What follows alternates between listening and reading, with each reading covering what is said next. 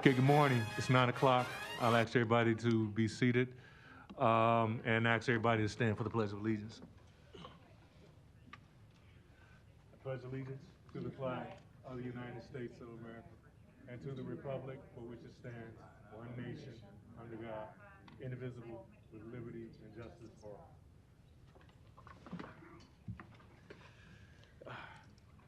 For the record, there's a copy of the Open Meetings Act located here on the north wall of the legislative chambers. Also, in the back, there's an automatic defibrillator if required for health reasons. We will go now and call to order the Board of Equalization meeting. Mr. Clerk. Good morning, Commissioner Borgeson. Present. Commissioner Marine Boyle. Commissioner Mike Boyle. Commissioner Kavanaugh. Commissioner Friend. Here. Commissioner Morgan. Present. Mr. Chair. Here. Item A is approval of the minutes of the Board of Equalization meeting held Tuesday, March 23rd, 2021. Item B, call for meeting is set Tuesday, April 13th, 2021 is the date for hearing on certified assessments and corrections. What's the will of the board? Motion by Commissioner Mike Boyle, second by Commissioner Friend. Seeing no questions, roll call Zoom, please vote in the chamber. Commissioner Borgeson. Yes. Commissioner Morgan. Yes.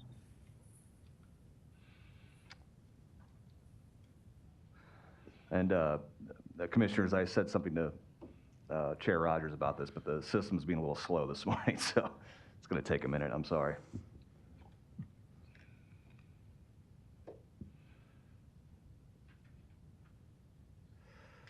Mr. Chair, do you want to just do a voice vote for everybody? Sure. I'm sorry, I don't know. Sure, roll Okay. call. Commissioner Marine Boyle. Yes. Commissioner Mike Boyle. Yes. Commissioner Kavanaugh. Yes. Commissioner Friend. Yes. Mr. Chair. Yes. Motion passes 7-0. Item C is citizens' comments. Are there any citizens' comments on Board of Equalization related items that are not listed on the agenda? Are there any citizens' comments at this time? Seeing none, we'll move on to items D, E, F, G, and H. Is there a motion to approve those items and adjourn? Motion by Commissioner Mike Boyle. Is there a second? Second. Second by Commissioner Friend. Seeing no discussion, roll call. Commissioner Borgeson. Yes. Commissioner Morgan. Yes. Commissioner Marine Boyle. Yes. Commissioner Mike Boyle. Yes. Commissioner Kavanaugh. Yes. Commissioner Friend. Yes. Mr. Chair. Yes. Motion passes 7-0. Commissioners Morgan and Borgeson voting virtually, everybody else in person. We will call to order the Board of Commissioners meeting. Roll call. Commissioner Borgeson. Present. Commissioner Marine Boyle. Commissioner Mike Boyle. Commissioner Kavanaugh. Commissioner Friend. Yes. Commissioner Morgan. Yes. Mr. Chair.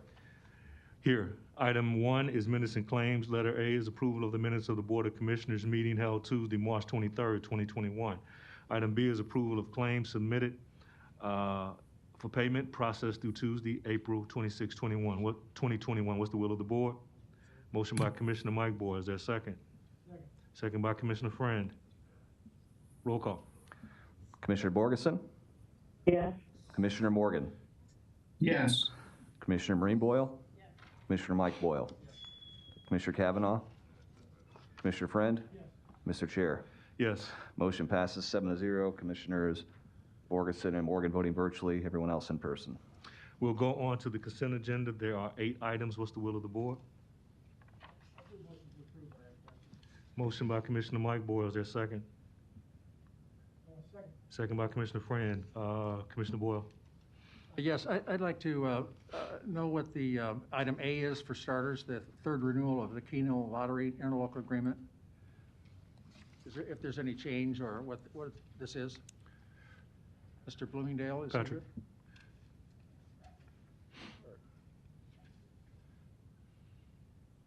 Well, Teresa, okay. Teresa, York County Attorney's Office. So this is essentially identical to the last amendment that this board did for this particular agreement, other than the change of dates. And this is this agreement has not yet expired, but we are bringing it before the board before it does so. And can you refresh my memory? I should remember this, but does Douglas County operate the Keno outside of the city limits? I would defer to Patrick on that. I think I don't know the answer to that off the top. I'm seeing shaking heads from Joe Lorenz. Yes, yes, we do. So, I don't We get mean go ahead. okay, and so we have quite a few locations, or do you know? I have no idea the number of locations. I know we do Joe? receive, Joe's giving me hand signals. It's 8. The number of locations is 8, yeah. Okay, and so that, do we split that money with the city, or do we get it all? We get a portion, I don't know, we get a portion of the proceeds related to the total Keno. And this is the agreement that we've had with the city for quite a long time. But I'll let Joe speak to the money specifically if you Okay. want more on the money. Thank you. Sorry to pull that on you, but Oh, no, that's We didn't quite all have this right. I just don't information handle yesterday. that part of it. okay, thank you. Sorry, Joe. Sure. Yeah, Joe Lorenz, County Finance Manager. How the Keno works, about 8 or 9 years ago, they switched it where it was like you were talking about. It was all together, and we got a share, and the city got a share, and then the interlocal got reworked.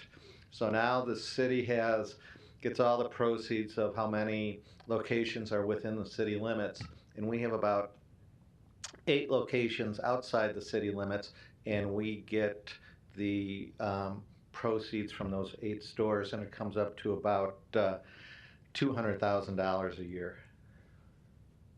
Okay, and I don't know, I mean, I can understand the city, taking everything in the city, but we don't have quite this relationship. We have, as if we build it on 911, we would be getting more money, that breakdown. Maybe we should, Well, I don't know if you remember when we renegotiated the interlocal about 8 or 9 years ago. It was, we weren't real pleased at the time, but that's how it wound up. right, well, we'll put this on somebody's agenda, maybe Mr. Friend's agenda, public safety. No, I'm just, anyway, we'll explore it a little fuller, but I think we ought to be, I'd just like to take a look at it, so thank you for the information. Yeah, it is interesting that the Keno receipts, because this is a fact of the pandemic, that the Keno receipts are about 150% of budget. So a lot of people have been playing I'm sorry, Keno. would you say that again? That the Keno receipts are about 150% of budget, because a lot of people have been playing Keno in their spare time with the pandemic. I don't understand the 150% of budget. What does that mean? It means we're getting a lot more money in than we anticipated. I mean, instead of 200,000, we're getting close to 300,000. Okay. We're exceeding budget on Keno. All right, well, I'll stop in and talk to you about it. Okay. Thank you very much. Commissioner Kavanaugh. Real quick, there is a bill in the legislature to expand Keno so that people can play it on their smartphone. I don't know if you or Marcos might be aware of the possible fiscal. Yeah, I'm not familiar, so I'm going to turn that over to Marcos. You're mentioning the revenue up a little bit. This would put them up even further, which would be good. To expand Keno, Commissioner? Say again. To expand Keno, sorry, Marcos San Martin, Douglas County Labor. Right. It's to expand Keno? I'll look it up. I don't know the Okay. bill number off the top of my head. I just but- heard it on NPR this morning that was on the floor, and so. It would Okay. be Yeah, I'll look it up. Just give me a few and Yeah, I can, we're always or looking later for in the meeting. additional sources of revenue, so. Yeah. Thank you. Yeah, thank you. Commission, just keep going in. Okay. I just have one other item on item B, which is an appointment of Mark Martinez and John McDonald to the Advisory Council for Community-Based Juvenile Service Grant. We don't have, and I'm sure that there's someplace, the application that they filled in the backup documents, and so I just ask administration if going forward we could have those added to the backup documentation. I know these people, and they're good people, and no problem with the nomination itself. It's just nice to have the backup documentation on who they are, so it's public record.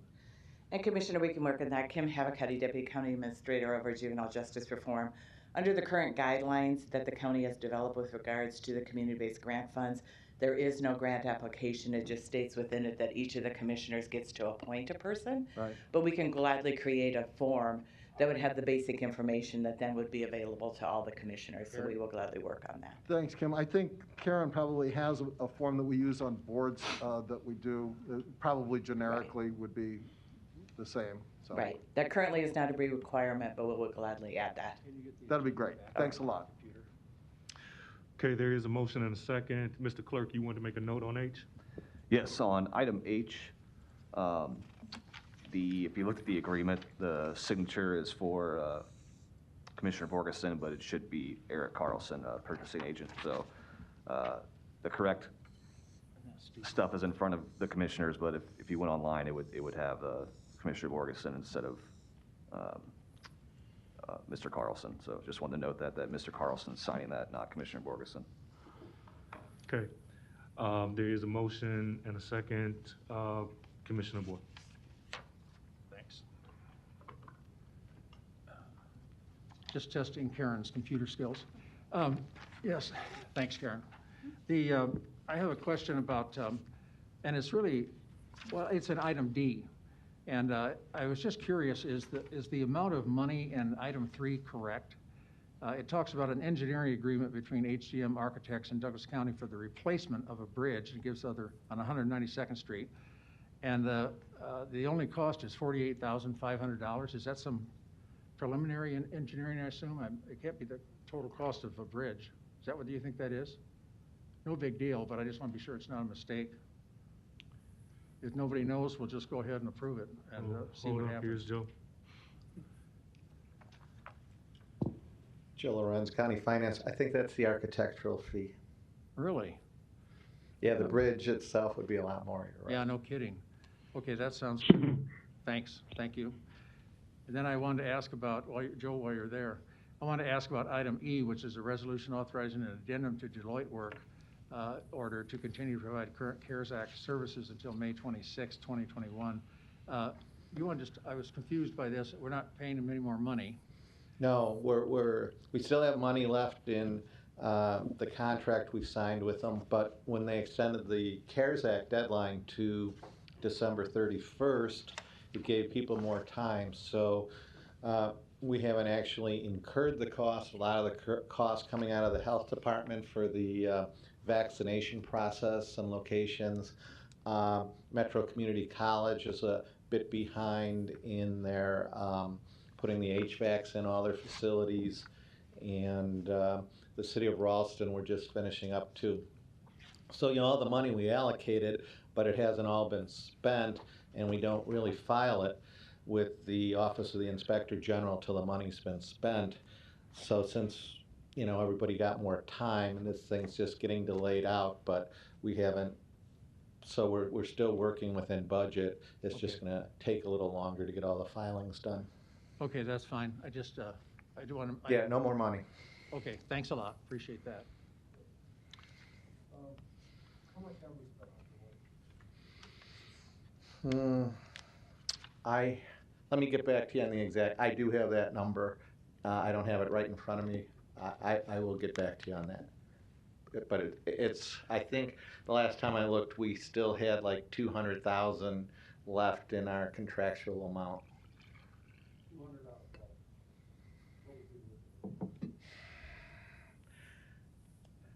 Let me, I hate to quote a number. I do have a sheet on this, but I have it. I'll get it before the end of the meeting, actually. Okay, sure. Thanks, Joe. Roll call. Commissioner Borgeson, She's trying to talk. Yes. Commissioner Morgan, Yes. Commissioner Marine Boyle, Commissioner Mike Boyle, Yes. Commissioner Kavanaugh, Commissioner Friend, Mr. Chair. Yes. Motion passes 7-0. Commissioners Borgeson and Morgan voting virtually, everyone else in person. Okay, just so the system clears, everybody should probably hit their deal. It looked like it's working now. Okay.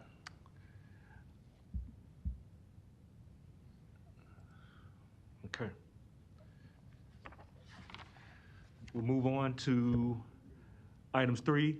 Item A is a resolution recognizing the week of April 11th through 17th as National Public Safety Telecommunicators Week. Is there a motion to approve item A?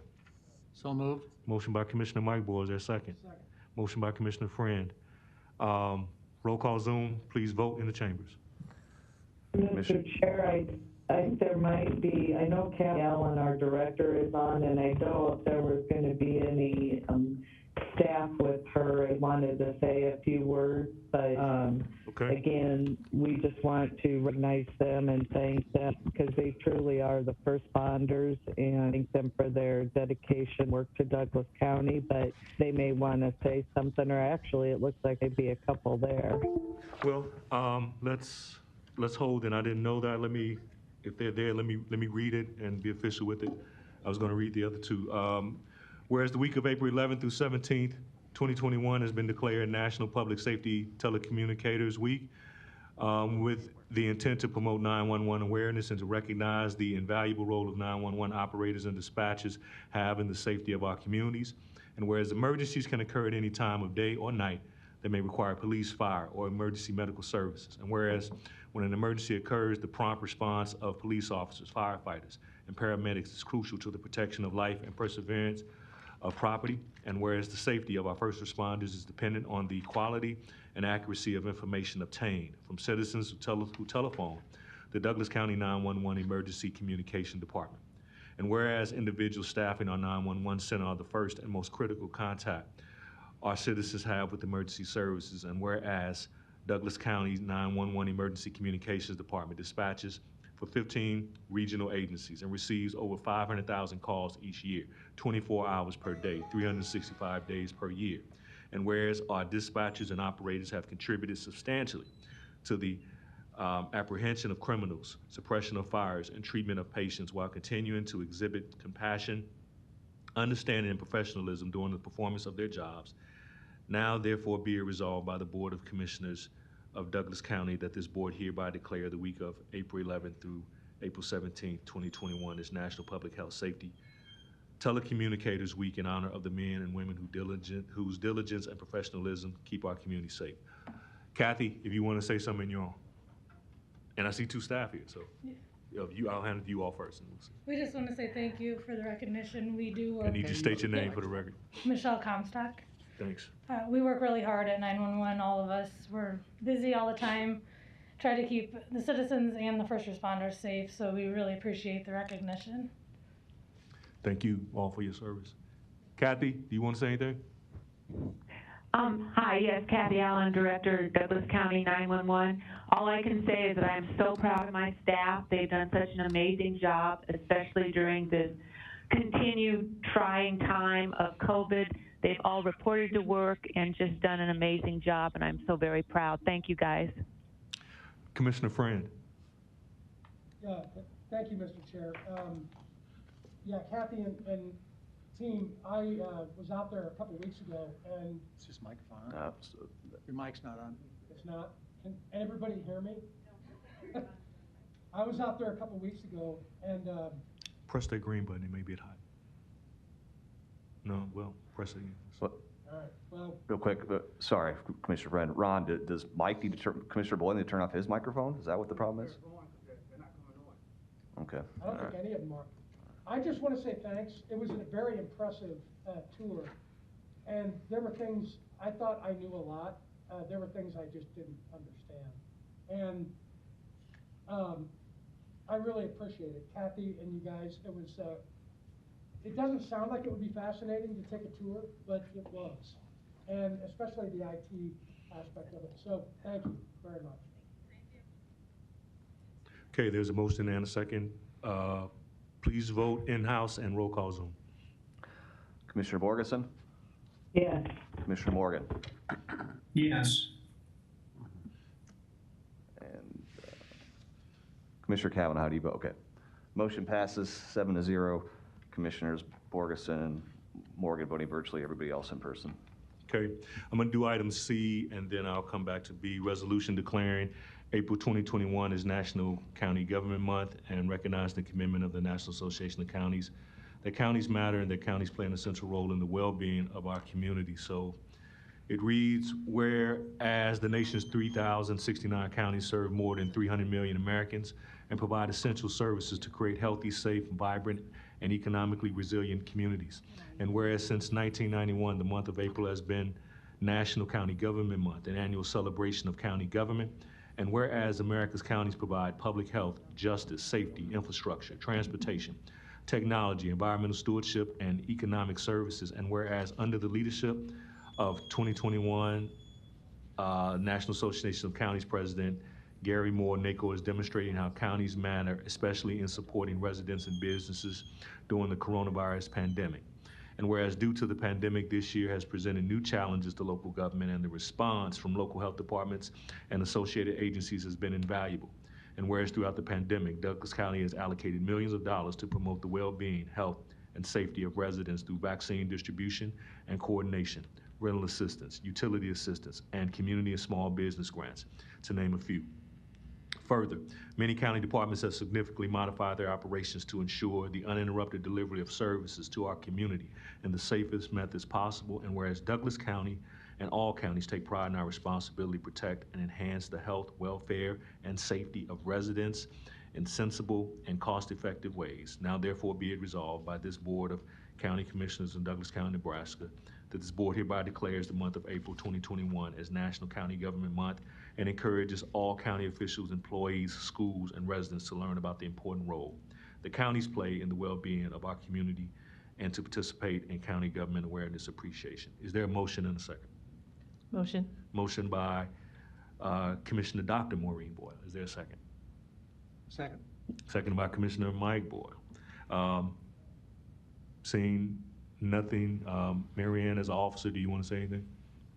So just that, again, I think the importance or the theme of counties matter really does play in what we've been dealing with during this pandemic. As counties, you know, we never shut down. We just learned how to do our business differently, and I am so proud of all of our staff throughout the county that has been able to do things differently and still provide quality, high quality services to our citizens. And so we'll celebrate them as always, but next month as recognizing it as County Government Awareness Month. So thank you. Commissioner Mike Boyle.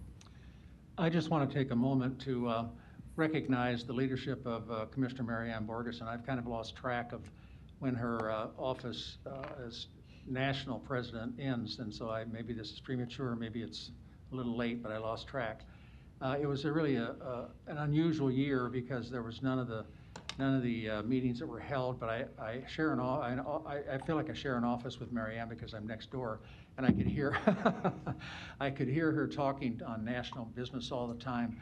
And I'm very impressed with the way she represented Douglas County, but also the way that she led the national associations. I just want to bring that up, and maybe we'll have time to give her more recognition, but it was really a great education, officing next door to her, and also to participate in some of the things that she brought to us. It's really, really useful, and I think the way that Douglas County acted when the pandemic hit is remarkable, with Dr. Poor, her leadership, and all the other folks that we worked with in the community. It was remarkable, and it is because county government does matter. So thanks a lot, and congratulations to you, Mary Ann. Thank you, Commissioner Boyle. There is a motion, second, roll call Zoom, and vote in the chamber. Commissioner Borgeson? Yes. Commissioner Morgan? Yes. Okay, we need to roll call internally. Yeah, I suppose we, yes. Okay, roll call. Commissioner Breen Boyle? Yes. Commissioner Mike Boyle? Yes. Commissioner Kavanaugh? Yes. Commissioner Friend? Yes. Mr. Chair? Yes. Motion passes 7-0. Commissioners Borgeson and Morgan voting virtually, all other commissioners voting in person. We'll go to item B, resolution honoring former Nebraska State Senator Dwight Peterson upon his passing for his many contributions to the youth at Douglas County Youth Center and the entire community. So I'll ask them to come down while I'm reading, and then we'll turn it over. Whereas Douglas County has lost a champion for our young people with the recent passing of former Nebraska State Senator Dwight Peterson. And whereas Dwight Peterson was the first to provide drug and alcohol abuse education and counseling at the Douglas County Youth Center, serving in this role from 1993 to 2021. And whereas Dwight Peterson had a pure and genuine devotion and passion for working with young people, especially those in trouble, and working tirelessly to ensure that youth coming to the youth center will receive much needed love, generosity, kindness, and counsel. And whereas Dwight Peterson spent countless hours in jails, prisons, juvenile detention facilities, working with offenders and their families. And whereas Dwight Peterson generously provided a gift each Christmas and Easter to all youth at the youth center. And whereas the family of Dwight Peterson has graciously requested that memorials in Dwight's honor be given to the Douglas County Youth Center so that the youth can continue to be provided with a gift at each Christmas and Easter going forward. And whereas the positive impact Dwight Peterson had on youth and families and everyone that he served is far-reaching and will truly have a generational impact in our community. And whereas Dwight Peterson's passing away on March 16, 2021, and this board wishes to remember and honor Dwight for his outstanding contributions to Douglas County and to offer its deepest condolences to his family and friends. Now therefore be it resolved by the Board of Commissioners, Douglas County, that this board hereby honors Dwight Peterson for his many years of service to youth and families in Douglas County and further expresses his deepest and most sincere condolence to his family and friends upon his passing. Is there a motion to approve? So move. Second. Motion by Commissioner Mike Boyle, seconded by Commissioner Mike Friend.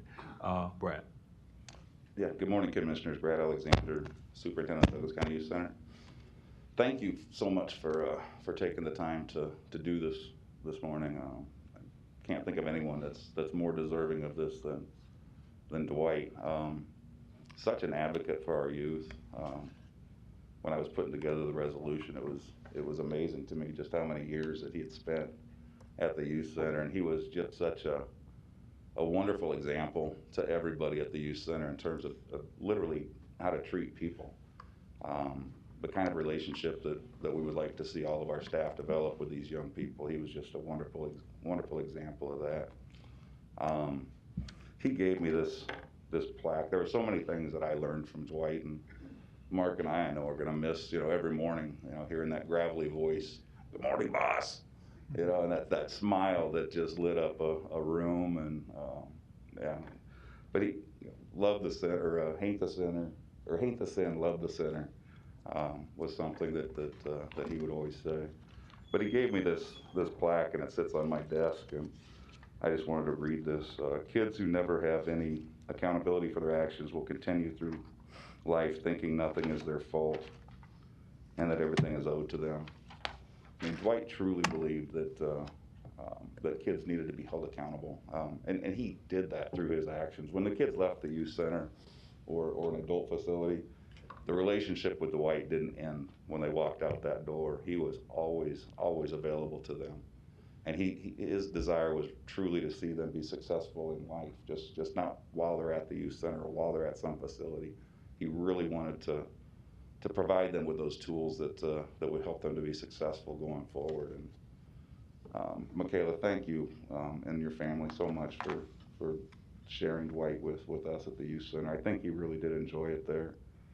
I know everybody there truly loved him, and he will be missed. I think Mark had a couple of comments he'd like to say.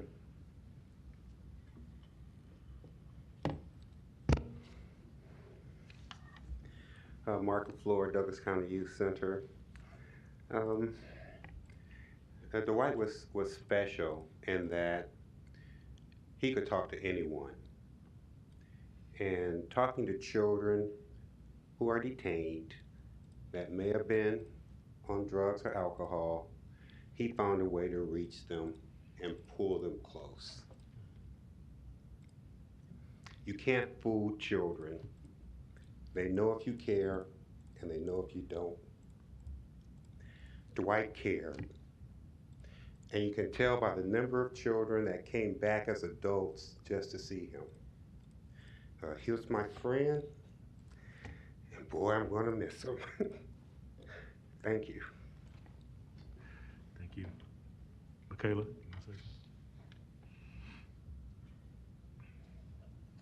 Good morning, Michaela Jackson. Today my role is daughter of Dwight Peterson. If my words could only speak the greatness my heart feels for my father, my hero, my very best friend. We are honored, my brother and sister and I and our families, that you are giving him this recognition today, because we wouldn't argue for a hot second that he is not worthy of such recognition. What an amazing man, and we will do our best to live our lives to reflect the amazing person he was. Thank you for all that you allowed him to be and continue to do so. Commissioner Kavanaugh and Commissioner Boyd. Thank you. Michaela, thank you. Your father was a great man and a good friend and did so much for our community that it would take us a lot more time than we have here today to even scratch the surface of the lives he touched. But I had the honor of working with him over a long period of time, and he was a first-class public servant and dedicated his life to help alleviate the suffering of others. And no higher calling exists. He spent innumerable hours visiting the imprisoned and the sick and people struggling with all kinds of addictions and afflictions.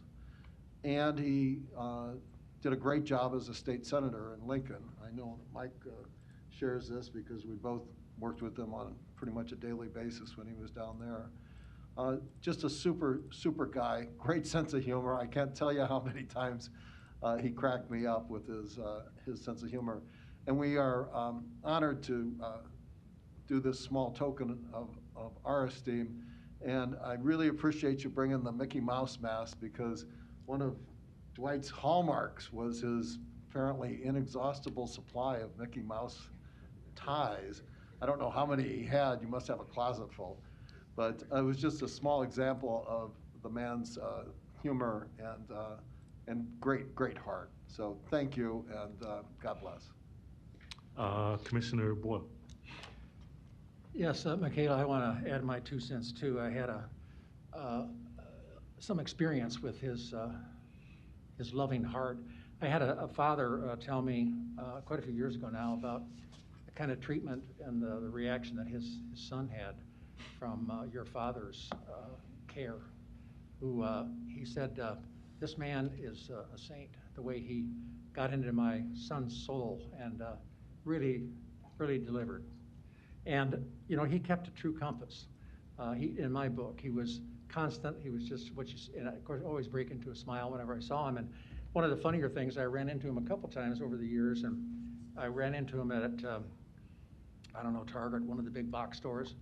And we were in a checkout line. I got behind him and I said, well, hey, Dwight, how are you doing?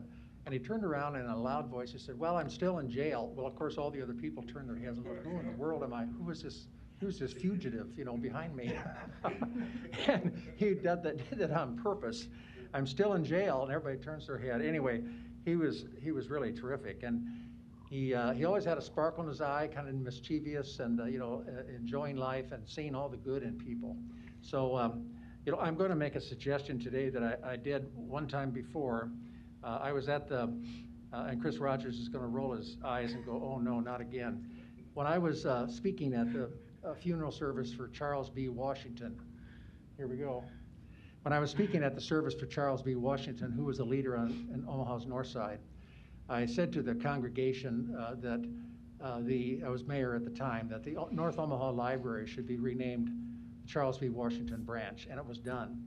And they were very appreciative. It showed recognition and honor for a man that honored them, and they honored him. And then I got in the car, and then I called the head of the person of the library board, and I said, I've done something, I need your help. You need to rename that library, because I didn't have the authority.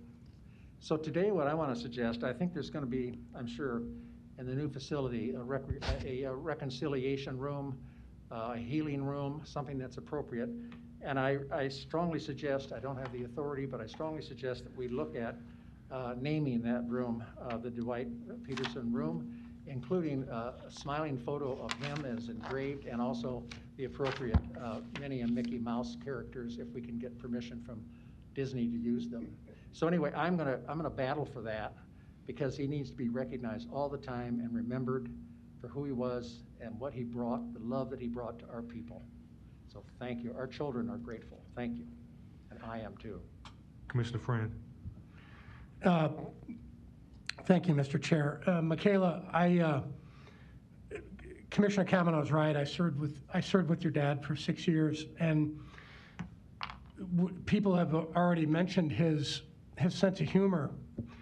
I was on the floor of the legislature at one point, and at various points, but at this particular time, I had spent maybe either 5, 10, or 15 minutes just going into a diatribe. My face was red. I was upset. I was borderline angry, and we're fighting, in the legislature, and it was a good fight. It wasn't bad, but I was on the borderline. So I get done and I start walking out toward the lobby, and Dwight goes, hey, come here. So I go, oh, this is a guy with institutional knowledge. I'm gonna get reamed. I mean, he's going to say, you need to calm down, you need to do this, blah, blah, blah. He goes, hey, your fly's unzipped. And I go, so I step back and the redness probably got worse, but I go, is my fly really unzipped? So I looked down and it wasn't, and he just cackled and cackled, and him and Ed Schrock and a few other people back there, and all my troubles just went away. I had other troubles after that, but for the moment, I don't know how to explain it other than to say, so a guy with a Mickey Mouse tie, I'm trying to be serious, and there's a guy with a Mickey Mouse tie telling me my fly's down. I've missed him, and I will continue to do so. I'm sorry, Michaela. Commissioner Borgeson, do you want to say anything? Yeah, if I can make it through this, Michaela, as well as I do, our daddies were pretty special to us. And not only for all of the things that have been said about what he's done for Douglas County, but what he's done for you and your family. He was such a family. I'm sure he's looking down with his beloved Poe right now. Really kind of embarrassed of this, but chuckling at the same time, and very proud of you as well. So again, I wish I could be there with you. I'm so sorry for the loss, and he definitely will be missed. We love you. We hope to stay in contact with you and your family. Okay. Yes, nothing can be said, Michaela, but you will have your opportunity to not only honor him and on your work that you do every day at Beveridge, and I'm sure the students there feel it, and he'll continue to live through your work as constant and present. With that, there is a motion and a second. We roll calling Zoom and voting in chamber? Yes, we are. Yep. Please. Commissioner Borgeson. Yes. Commissioner Morgan. Yes.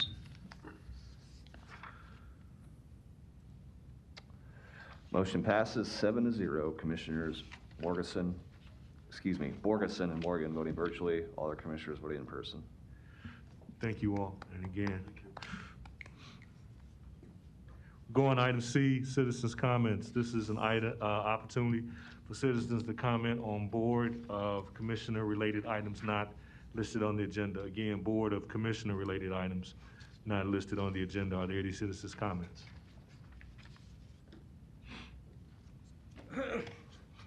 Luis Jimenez, 3306 Birch Street.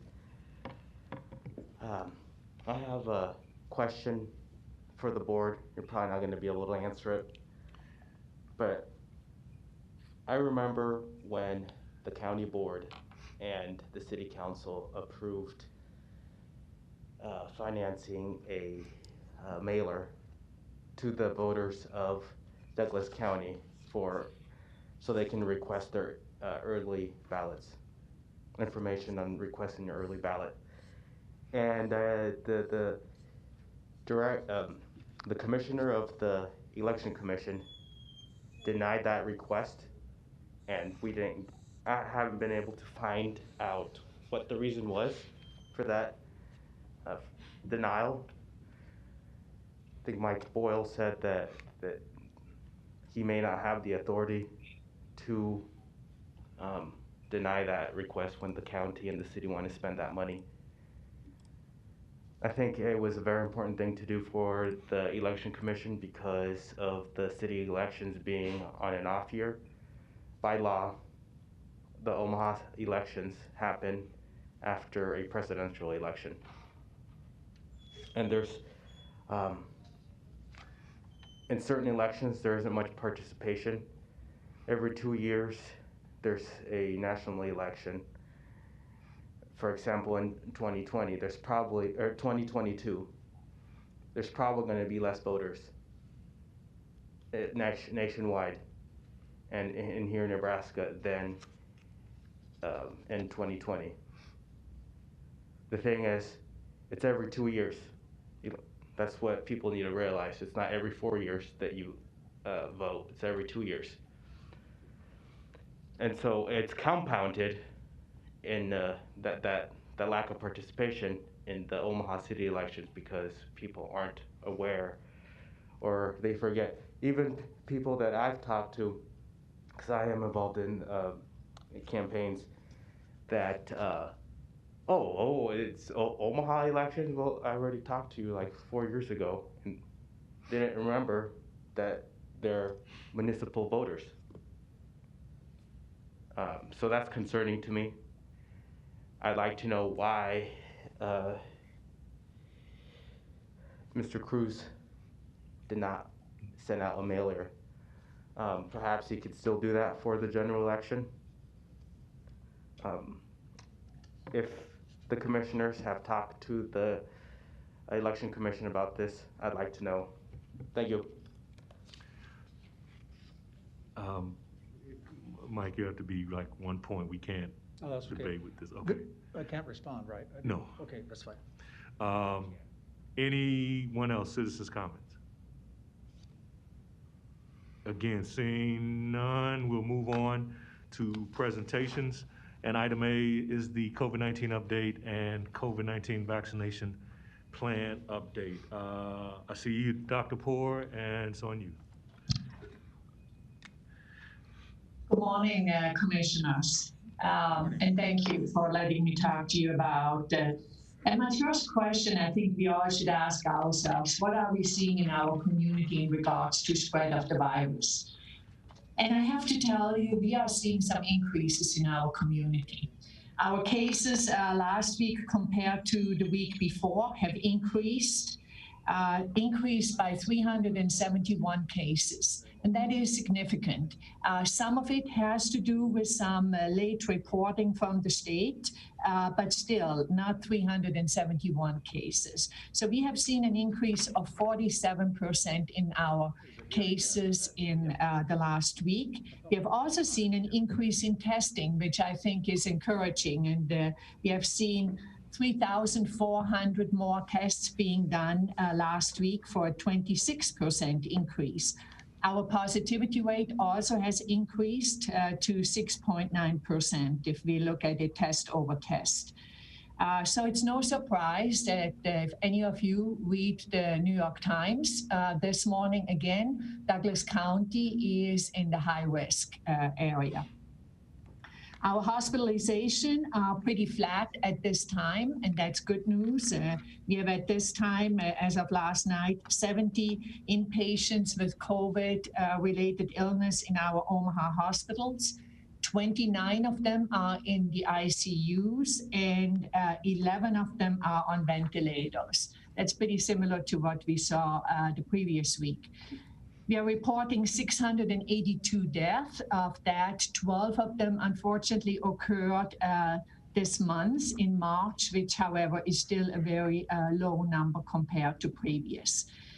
But I want to close this portion of my presentation with some good news, and that is what I just heard on a Zoom call. And I appreciate so much that you let me talk to you on a Zoom call, because I am on another Zoom call, statewide Zoom call at the same time, and so I can balance it. And so I want to share the good news with you. On that Zoom call, it was just reported that in regards to long-term care facilities, over the last 2 weeks, they had 2 residents that were positive in long-term care and 31 staff. This is statewide. However, in the last week, they had 0 residents that tested positive and only 20 staff that tested positive. And most of those staff were unvaccinated. Isn't this amazing? I mean, it really shows you what can be done if we are diligent, if we vaccinate our vulnerable population. So I wanted to share that with you because I feel that is really a good news story. Let me share with you now a little bit about our vaccination efforts that are going on. And up to now, we have provided 295,454 doses were administered in Douglas County. Of those, 244,694 were administered to Douglas County residents. 155,002 residents have received at least one dose. That is 36% of the Douglas County residents who are eligible. And 22.5% of our residents are fully vaccinated. And that is a shout out to our community. That compares to the statewide 20.9%. Besides one local region, Douglas County is the highest number of percentage residents that are vaccinated. The other region in Nebraska, local health department region, is Two Rivers, which is Kearney, Hastings, that area, and they are at 24%. So with the population that you think we have in our community, and to have 22.5% vaccinated, kudos to our residents. We are getting the vaccine out as quickly as it comes, but it does not only matter if it doesn't go into arms. We need people who want to be vaccinated. And from those vaccines that we have provided, 76% of that vaccine goes to the white, is administered in the white population. 6.4% of the vaccine has been administered to African American, 6% to Hispanic, and 3.3% to Asians.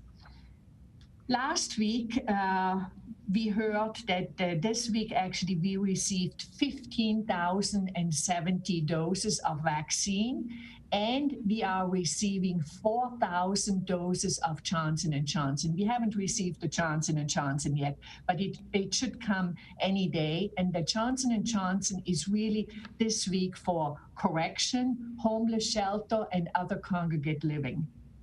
So in total, the Douglas County Health Department, we have received 19,070 doses this week. In addition to it, you have heard the federal pharmacy programs.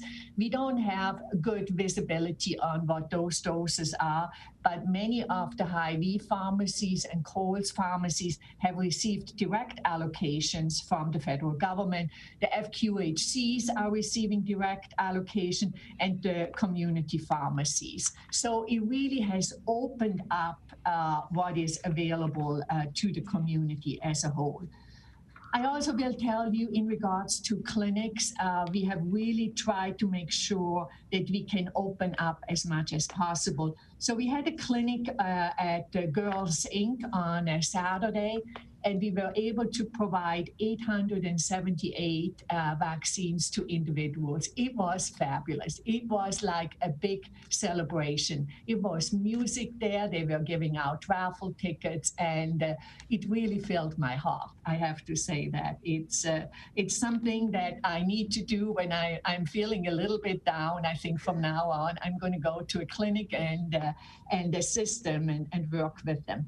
Today, we have a new day. We are opening our long-term vaccination clinic at 35th and L. That is going to be a steady clinic there. We are expecting 2,000 people there today. It looks very nice, very bright. I have to give a shout out to Jerry Leahy. He and his staff, they worked last night until 7 o'clock or so on. They have been there trying to spiff that space up a little bit because it has been a grocery store, and you can see it still on the floor sometime. So I'm really proud, and thanks to Jerry and thanks to my staff. They are just fabulous. So now we are able to do a little bit more streamlining, and but we are also going to go into many more smaller clinics in North Omaha. And so we have one clinic planned at Abide, which is 43rd and Bedford. And we are potentially going to have a clinic there Tuesday and Wednesday next week. We are going to have one at Heartland Family Services at the intergenerational campus. And we're going to have Metro North is going to have the first drive-through. I think I may have already told you that. We're going to have another Girls Inc. clinic this Saturday. And then, of course, the FQHCs and the pharmacies now have all opened up. So a lot of opportunities. We are at 50 and above, but I would foresee that potentially by Saturday, we may go down even to 45. You have heard that the federal pharmacies are now allowed even to go down further to 18 and above. And so I do think we are seeing that age range change pretty quickly. That's kind of what I wanted to share with you this morning. Are there any questions? Commissioner Cavanaugh and Commissioner Maureen Boyd. Thank you for that report, Doctor. Real quick, in the ethnic breakout, you had 76% white, 6.4% black, 6% Hispanic, 3.3% Asian. Do you have a percentage on Native Americans? I probably have, Commissioner, but it may be so low. If you hold on and ask me some other questions, I'm going to try to see if I can look it up. Okay. I listened to a report and was made aware of a situation, and I don't know if we have capacity for this. I remember it being discussed earlier in the pandemic, where an individual in a household tests positive, and the rest of the household isn't, but the idea would be that the individual was able to quarantine themselves outside of the household. And other jurisdictions I know have secured like motel, hotel capacity to do that. Is anything like that happening in our community that you're aware of? Yes, it is happening. We have actually quite a few hotel rooms at a hotel available for that, yes. Okay. That referral usually happens, Commissioner, when we do contact tracing. And then if those individuals are telling us that they have certain needs, then our navigators get involved, and that's when we find out and make those referrals to the hotels, yes. So if an individual wanted to reach out and try to secure that service, who would they contact? I think the best thing may be to call our information line, 444-3400. Thank you. I appreciate that. As I understand the numbers on the doses available to Douglas County, that we have a direct 16,000 from the state. Is that right for this week? We have 15,070 Pfizer and Moderna and 4,000 J&J. Okay. So altogether 19,070. Okay. And are these other pharmacies receiving federal allocations in addition to that 19,000 number? That's correct, yes. They are receiving, this is state allocation. The 19,070 comes from the state, and what the pharmacies are receiving is federal and has nothing to do with the state. It's in addition to. And I think that we've discussed this in the past. You don't have an idea of what that number is per week, is that correct? You know, it changes per week, and I can tell you the Hy-Vees have received this week what I can see, 3,500. I am not quite sure what Coles has received, and I'm not sure what the FQHCs have received. Okay, so we're over the 20,000, significantly over 20,000 a week. Yes, we are. Yeah. And does that federal allocation just continue on? Like we're getting increasing state allocations week by week. Is the federal allocation going up as well, as far as you can tell? As far as I can tell, yes, it is every week. And we are hearing that new pharmacies can sign up into the program and to get a vaccine for it. So I would expect that number to increase, yes. Right. You probably saw in the media the report that people are traveling around the state to receive vaccines that they might not be able to get here locally. And that, I think, I'm hearing this, and I think everybody is, a significantly growing population. But if I heard you correctly, there's very shortly going to be vaccines available here for anybody 18 and over. Is that right? You know, the pharmacies already have it available of 18 and over. From the state allotment that we are getting, we are still going to be really diligent, I would say, to make sure that those at higher age or higher risk are the ones who are getting it. So at this time, it is 50. I would foresee potentially by the end of this week, it is 45, and then we'll go down very quickly. I'm expecting, and I think I have said it before, by the middle of April, we are going to be open up for everyone 18 and above. So that final group of individuals younger than 18, what happens to that category? Yes, that's a good question. You know, trials are underway by Pfizer and Moderna for individuals, for young people 12 years and above. And those trials, the expectation is that those trials will be done by the end of summer.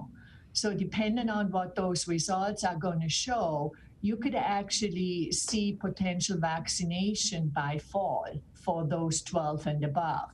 Now, the trials for youngers below 12 years of age, that's starting. They are starting to recruit for those trials. I would not foresee those individuals to be able to be vaccinated before 2022. Thank you. Commissioner Maureen Boyle. So, Commissioner, can I just say one more thing to Commissioner Kavanaugh's question in regards to Native American? Okay. It is 0.4% of our vaccines have been given to Native Americans. Thank you, Doctor. Commissioner Maureen Boyle. Hello. First and foremost, I just want to say to Dr. Ford, to have the second most number of vaccines in the state in our county by percentage, that is an amazing undertaking, a huge accomplishment, and I really think your leadership needs to be acknowledged for that. This is we are very fortunate to have you in this position to do that. That's just an incredible accomplishment, and we appreciate your leadership on that. And then secondly, I was just wondering, of the numbers of fully vaccinated citizens in Douglas County, do those include those that were vaccinated through the federal allocation program? Yes, they do, because even the pharmacies, they have to report the vaccines that they have been given, and it is reported into the Nebraska Immunization Registry. So it does include all of them, yes. Very good. And then just a couple like bullet point questions too. Do we have, you mentioned a lot of the allocations or a lot of the clinics opening up in North Omaha. Do we have a similar effort in South Omaha, since it seems that the Latino population is lagging here? You know, we have really some good efforts going on in South Omaha. And I just talked to Ben Salazar this morning at 8 o'clock, and I said, I'm so proud of him. He's doing a lot of outreach in the Hispanic population. And right now, really focusing on the clinic on 35th and L, because that's really kind of in the heart where people work and so on. There are big signs on there. So he's going to advertise it in the supermercados in South Omaha. and is really probably going to try to do something even outside. So yeah, and we used to have, remember, we are probably going to close that down, the Kroc Center, as a smaller facility, but really want to focus now all on 35th and L, because that is going to be open 9 to 4 for Tuesday and Wednesday, 11 to 6 on Thursday, so that and then the addition, what we are looking at with the state, as we are doing in North Omaha with the drive-through side, I thought it would be nice to also have a drive-through side at the South Metro campus, especially on Saturday and Sunday, where people could go to. Very good, very good. It seems like on the north side, a lot of the smaller, like the churches got very involved, and I don't know if you see that similarly on the south side, if you have small group organizations that really are gung-ho, like Girls Inc. They really stepped up and made it a party. I mean, there has to be something similar to do on the south side. I guess my next questions just have to do with, you alluded to it a little bit, like mobile clinics. Are we doing anything with mobile clinics at this point? Yes, we are. We actually are. We always had a team from the diabetes van that goes out and does mobile clinics. But we are now also from the health department, we are trying to form a strike team that then goes to different clinics. And actually, NOAA also, North Omaha Alliance on Health, they are also wanting to do some going to churches and do some drive-throughs with small mobile vans. So I do think you are seeing that now, that we are kind of more stabilized. You are seeing many of these smaller organization or strike teams going out. Especially when we have J&J, you know, to have strike teams or mobile teams go out, J&J is really the best vaccine you can have, because you don't have to go back and try to find the people again. But you give one shot and they are done. They don't need to worry about it anymore. So I'm really happy that we are getting more J&J. Very good. All right. Well, thank you for everything you do. You've really brought us to where we're getting there because of your leadership. I appreciate it. Thank you. Commissioner Mike Boyle. Yes, and I'll follow up immediately. I totally agree with Dr. Boyle. She's correct in pointing out that it's your leadership that got us to this point, which is a remarkable point. For us to be in that position statewide is really an accomplishment, and makes me smile like you're smiling. It's just really terrific. That was hard work, and it paid off, and what a wonderful surprise for you to tell us this morning. I just want to mention a couple of things. You know, I listened to national television. I listened to Dr. Walensky this morning, the head of the CDC, who talked about don't stop now, and so did the president. Said, you know, wear a mask, wash your hands, observe the distance. We're so close, let's not blow this and have another outburst. Many of the countries in Europe are on total shutdown because of what's happened. So we need to be on guard and be reasonable and be smart. And part of that is, of course, following through and getting the shots.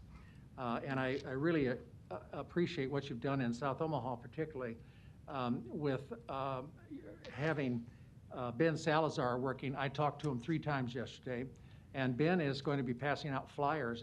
He's got people to help at 3 major Hispanic grocery stores, Benton Street and so forth in South Omaha, further deep in South Omaha, and telling people in English and Spanish on this flyer where to go to get a shot, what the hours are, the whole deal. And so it's really terrific that you've embraced a leader like Ben Salazar and his skills. He has a lot to offer, and it sounds to me like he's delivering as usual. Also, another shout out I think is due to the head of our, I guess the governing board of the health department, led by Chris Rogers too. I think Chris has been a real important part of this whole project. Positive, you're surrounded by positive people who support you, which is really, really important. And you've done a great job. On behalf of Mary Ann Borgeson, I want to ask a question about how are things going in places like Valley and Waterloo and Bennington? Are they surveyed by a mobile unit, or how's that going out further west and north?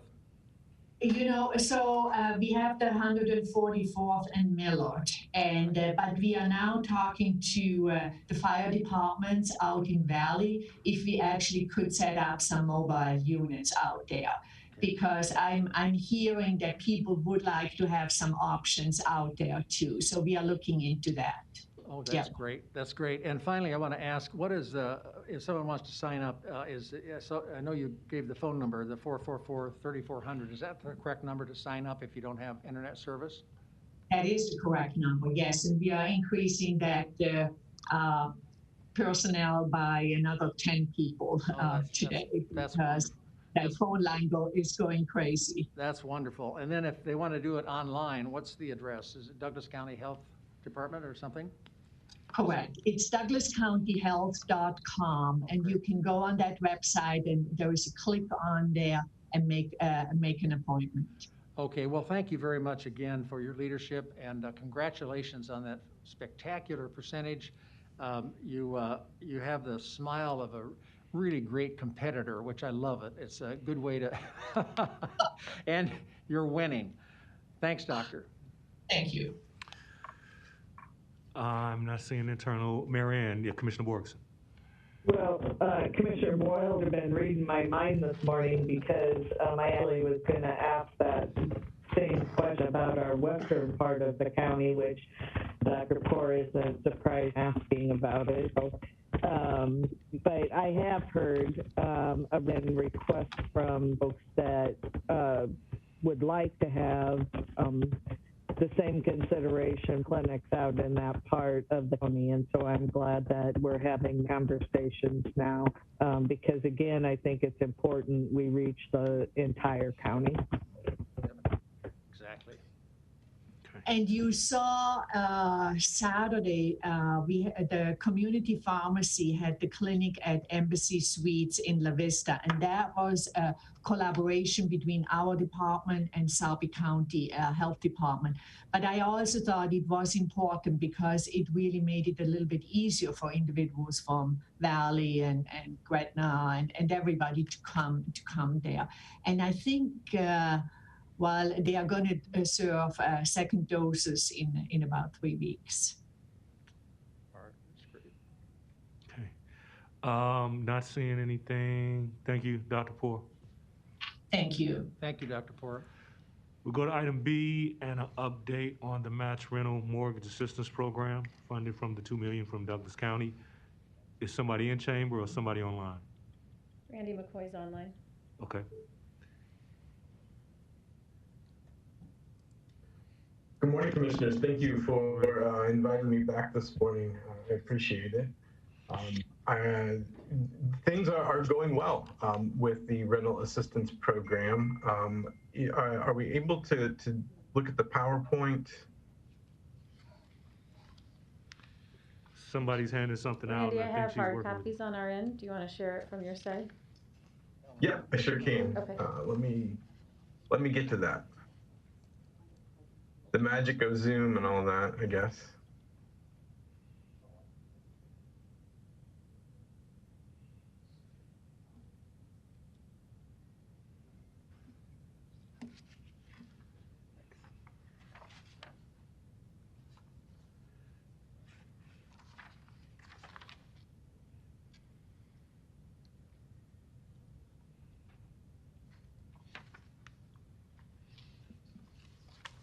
All right, 48 clicks later, sorry about that.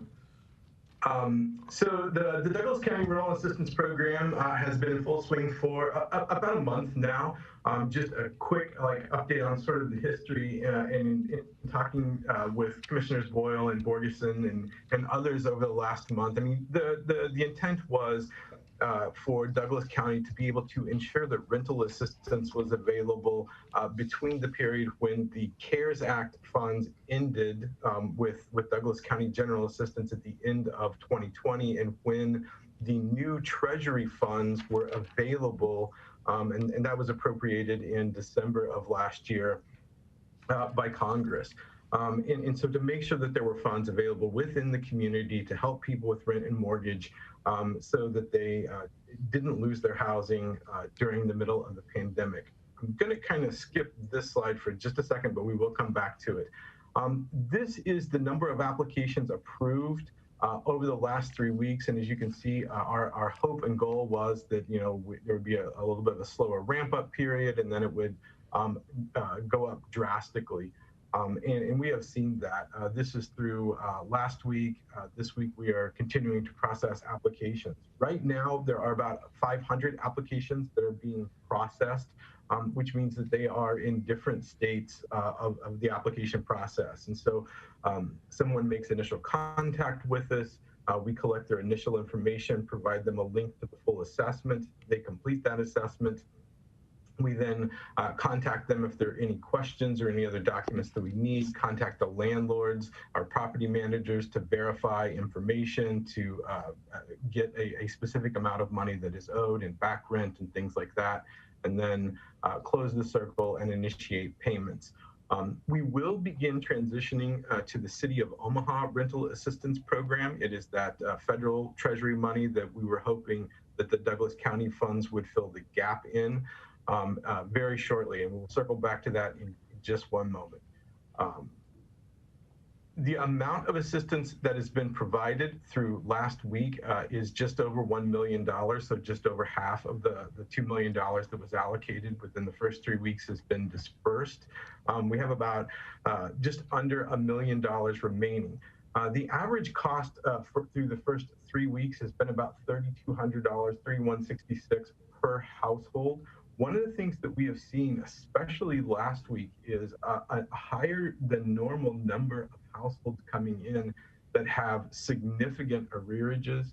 I saw a couple last week that people were going back 8 months or more, and for some of those bills were quite significant. And it is driving up the average cost. And it is not just in the Douglas County Assistance Program, but other rental assistance funds that we are using. I mentioned just a second ago that there's about 500 applications that we are processing. It is our firm belief that the pending applications, if you multiply it kind of by that average cost, is well more than the just under $1 million that remains. And what we will do is begin that transition this week, actually, to the Emergency Rental Assistance Program, or ERAP funds provided to the city. The future build out of that rental assistance is that we will spin down the balance of the Douglas County rental assistance. We will begin the transition to the City of Omaha rental assistance. It will go public on the 5th, so next Monday. The links will be up on our website. Applications will be made through the website that you have all heard about before, the matchconnect.org.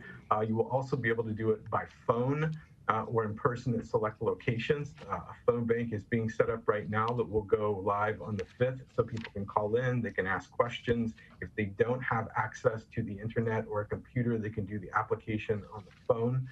We are working with the city and a marketing company to do a marketing plan around the rental assistance program funds.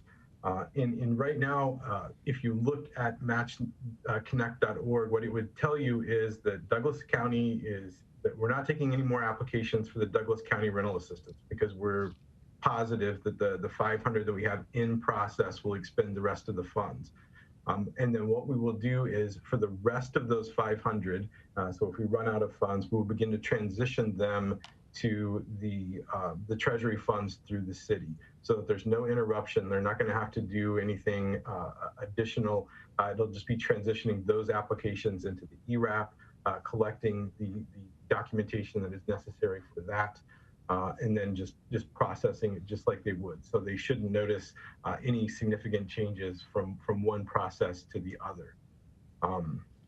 The other tweak, I suppose, to the ERAP program is that property managers, landlords can apply directly.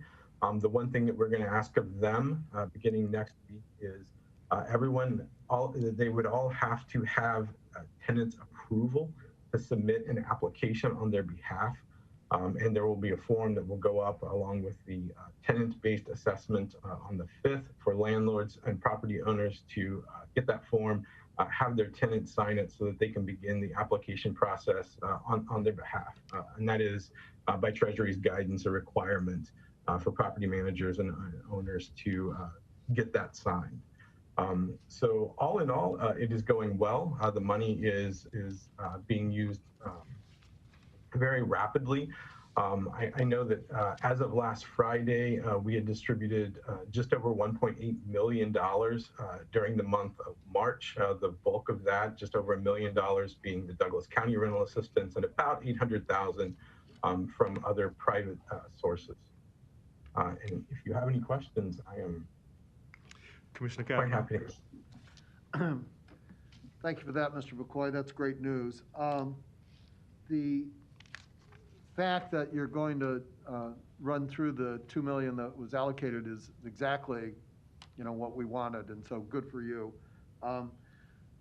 If I understand you correctly, you're not currently taking applications for the remaining 900,000, but you will take applications and keep them, and then when the city's program comes in, those applications will be done as well there. Is that right? Yes, Commissioner Boyle. The 500 that we have that are currently in one state or another of the application verification process, it is our belief that we'll fully expend the almost $1 million that's left in the Douglas County assistance. And then any of those that can't get assistance through the Douglas County funds, we would begin that transition process to the City of Omaha funds so that they all have access to rental assistance. That's great. The problem that we're encountering, and you might have heard this if you were on with Dr. Poor's presentation a moment ago, is people are still experiencing evictions, incredibly enough, for failure to pay rent. And so what we're concerned about is that population being evicted and having no place to go. So homelessness is a public health threat during the pandemic. And so from a public health point of view, it's important for us to make sure that people don't go homeless. Do you have the capacity to deal with those people who have been evicted for whatever reason, but particularly failure to pay rent, and don't have a place to go?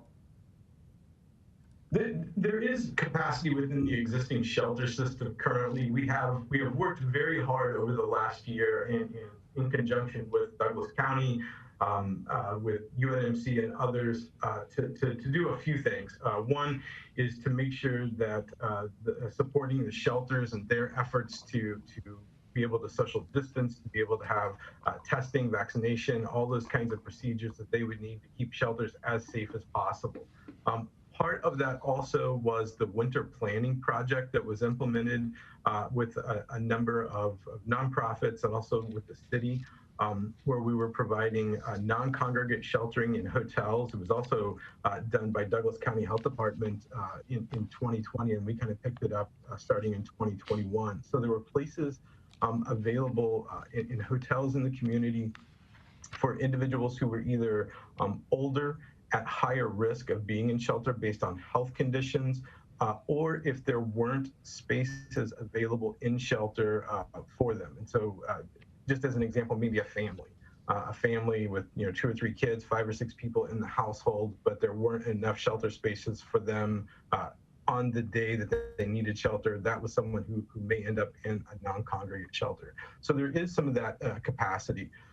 The other thing I would mention is that the city, through some of the CARES funding that they receive through the Emergency Solutions Grant and through other private philanthropy funds, we do have some rehousing or rapid rehousing money available.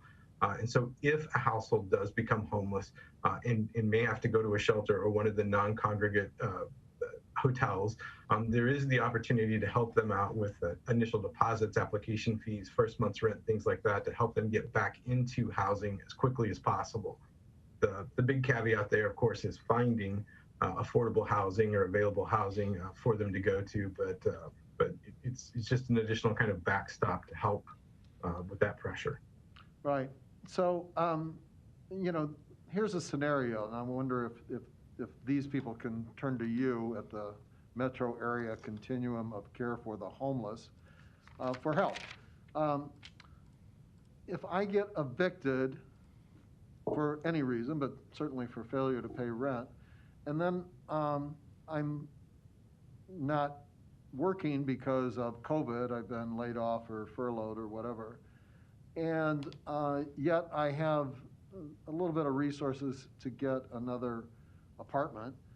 But when I go to the new landlord, he runs my record and sees that I've been evicted, and he has applicants from people who haven't been evicted, and so he obviously defaults for people who have not an eviction record.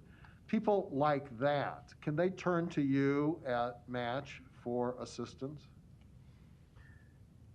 Yes, they certainly could.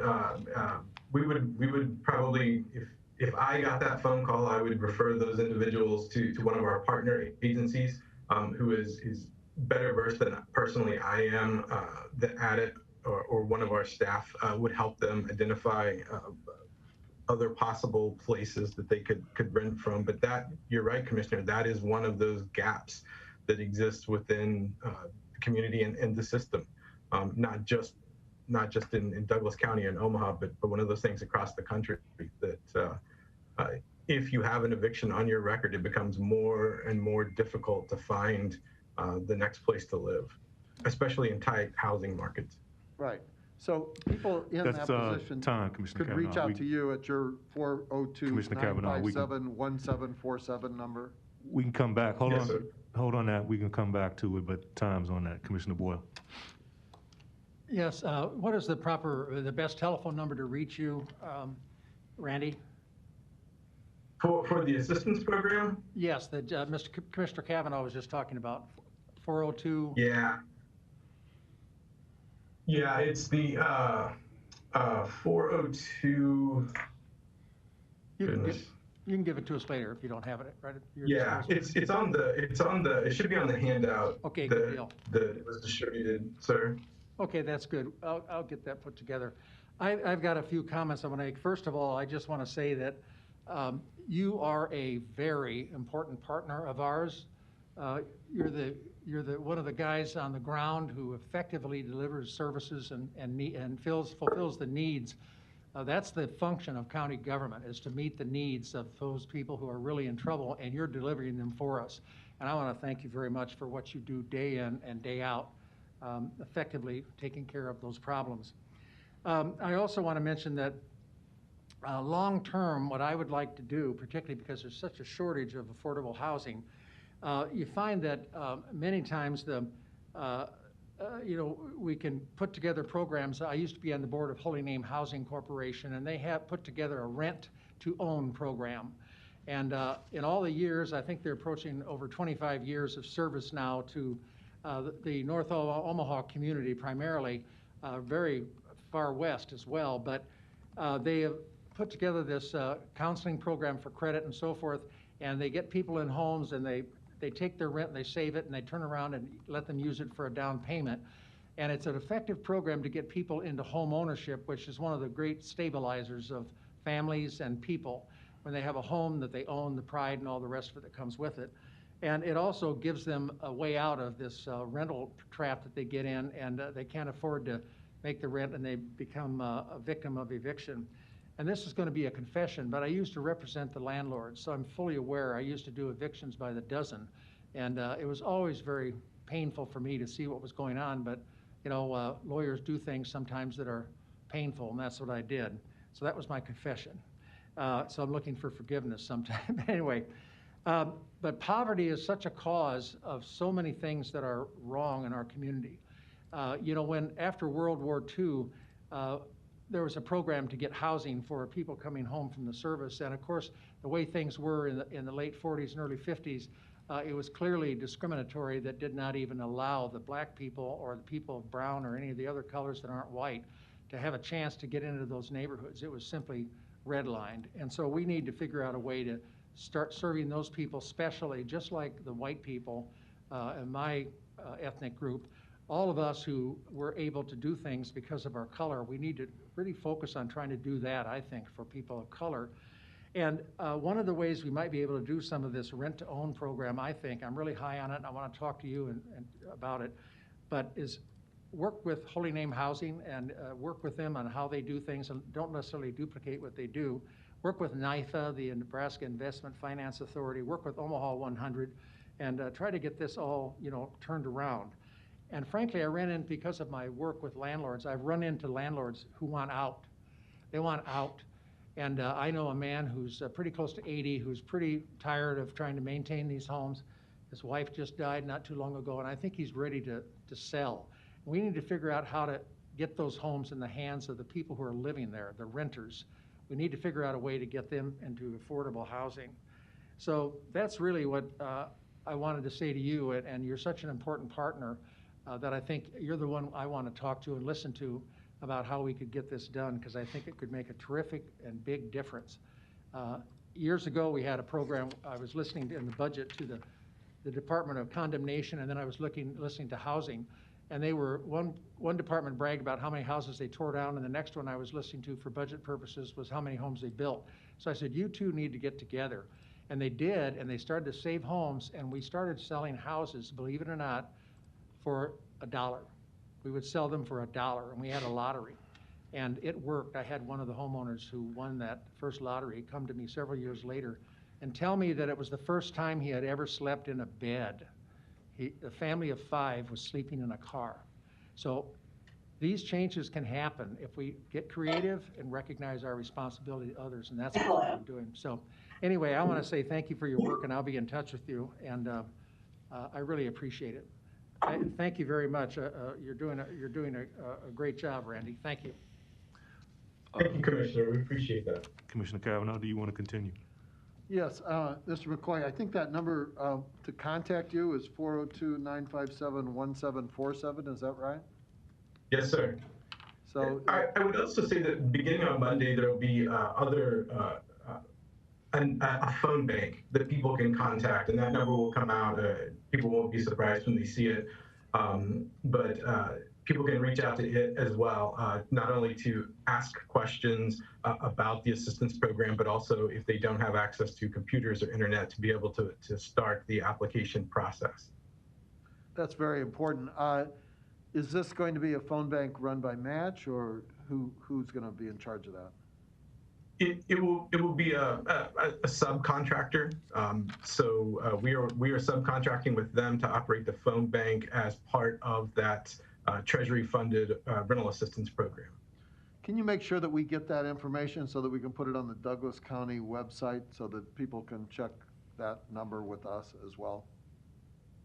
Yes, sir. I know that my staff, and I don't remember exactly who at Douglas County, but we have had some conversations about being able to cross-link everything. So once the Douglas County rental assistance program starts for that western part of the county outside of specifically Omaha, we'll link that on our website. So it'll say, if you need rental assistance, but you don't live in the city limits of Omaha, here's where you apply. We would like for them to cross-link it to ours. So if you do live within the city limits, and definitely on the county and city's web pages as well, sir.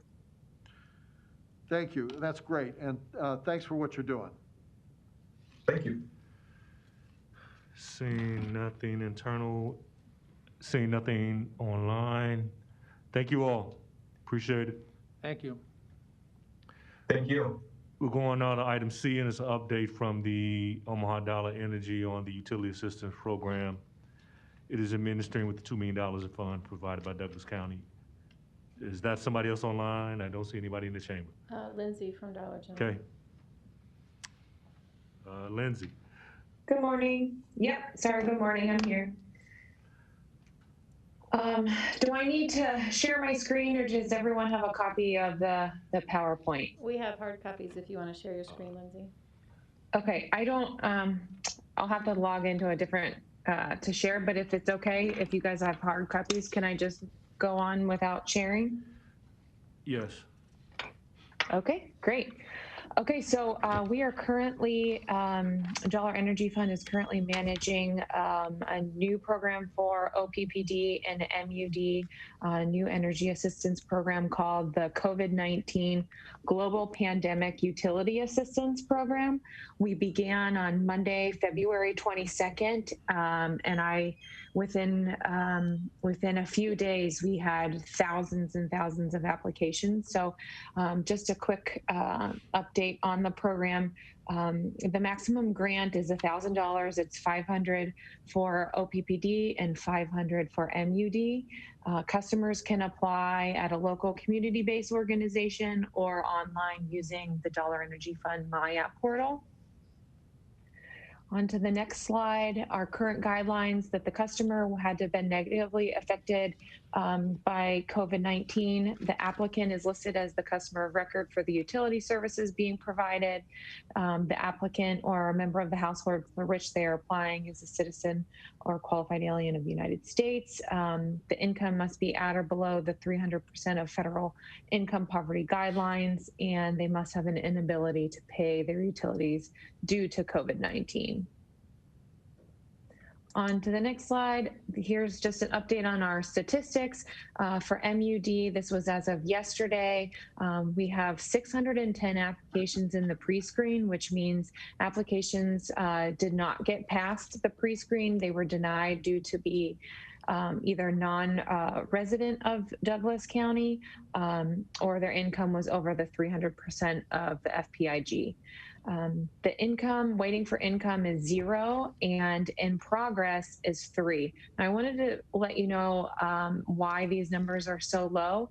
We shut down the program after a few weeks as we did not want to overspend. We had so many applications submitted that we shut down the intake application portal because we did not want to overspend. Now that we are all caught up, we're going to be reopening that portal for applications starting today.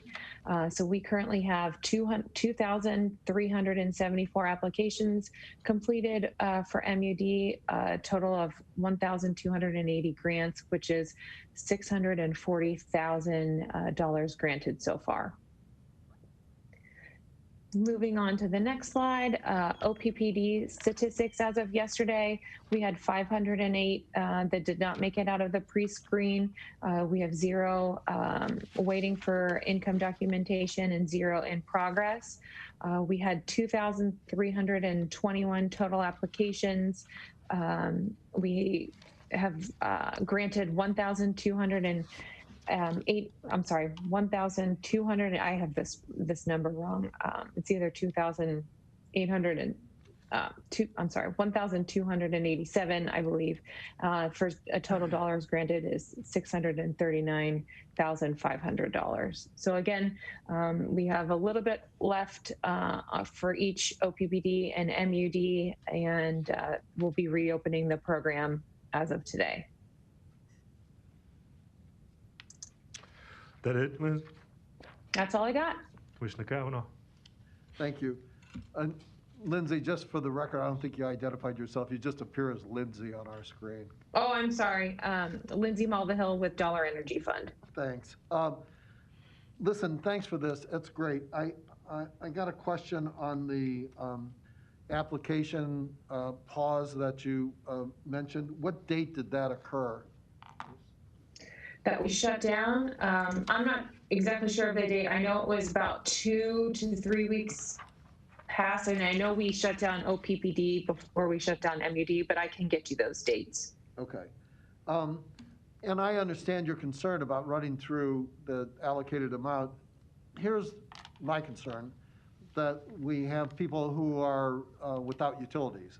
And so maybe going forward, if you anticipate that that's going to happen, and you're good at this, come back to us and we can see about some additional funding so that nobody is trying to get their utilities assistance and they find that the portal's closed. I mean, if we knew that, I think that we would have a concern that we need to do something to make sure that the portal is not closed. Do you understand?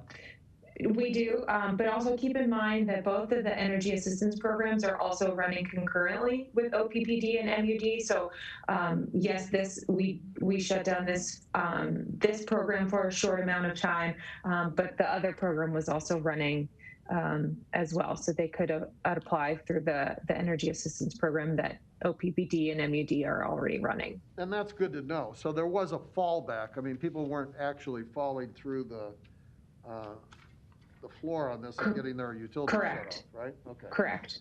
I'm looking at the PowerPoint, and thank you for this. It's right on point. The one thing that I would say that maybe we should add here is, what's the phone number that they can call for utilities assistance? Well, they're not going to call a phone number, but there's a designated email address, and that's how we've been running the program since the beginning. Yeah. We might think going forward about a phone number. What is the email address? Hold on. I can put that in the chat.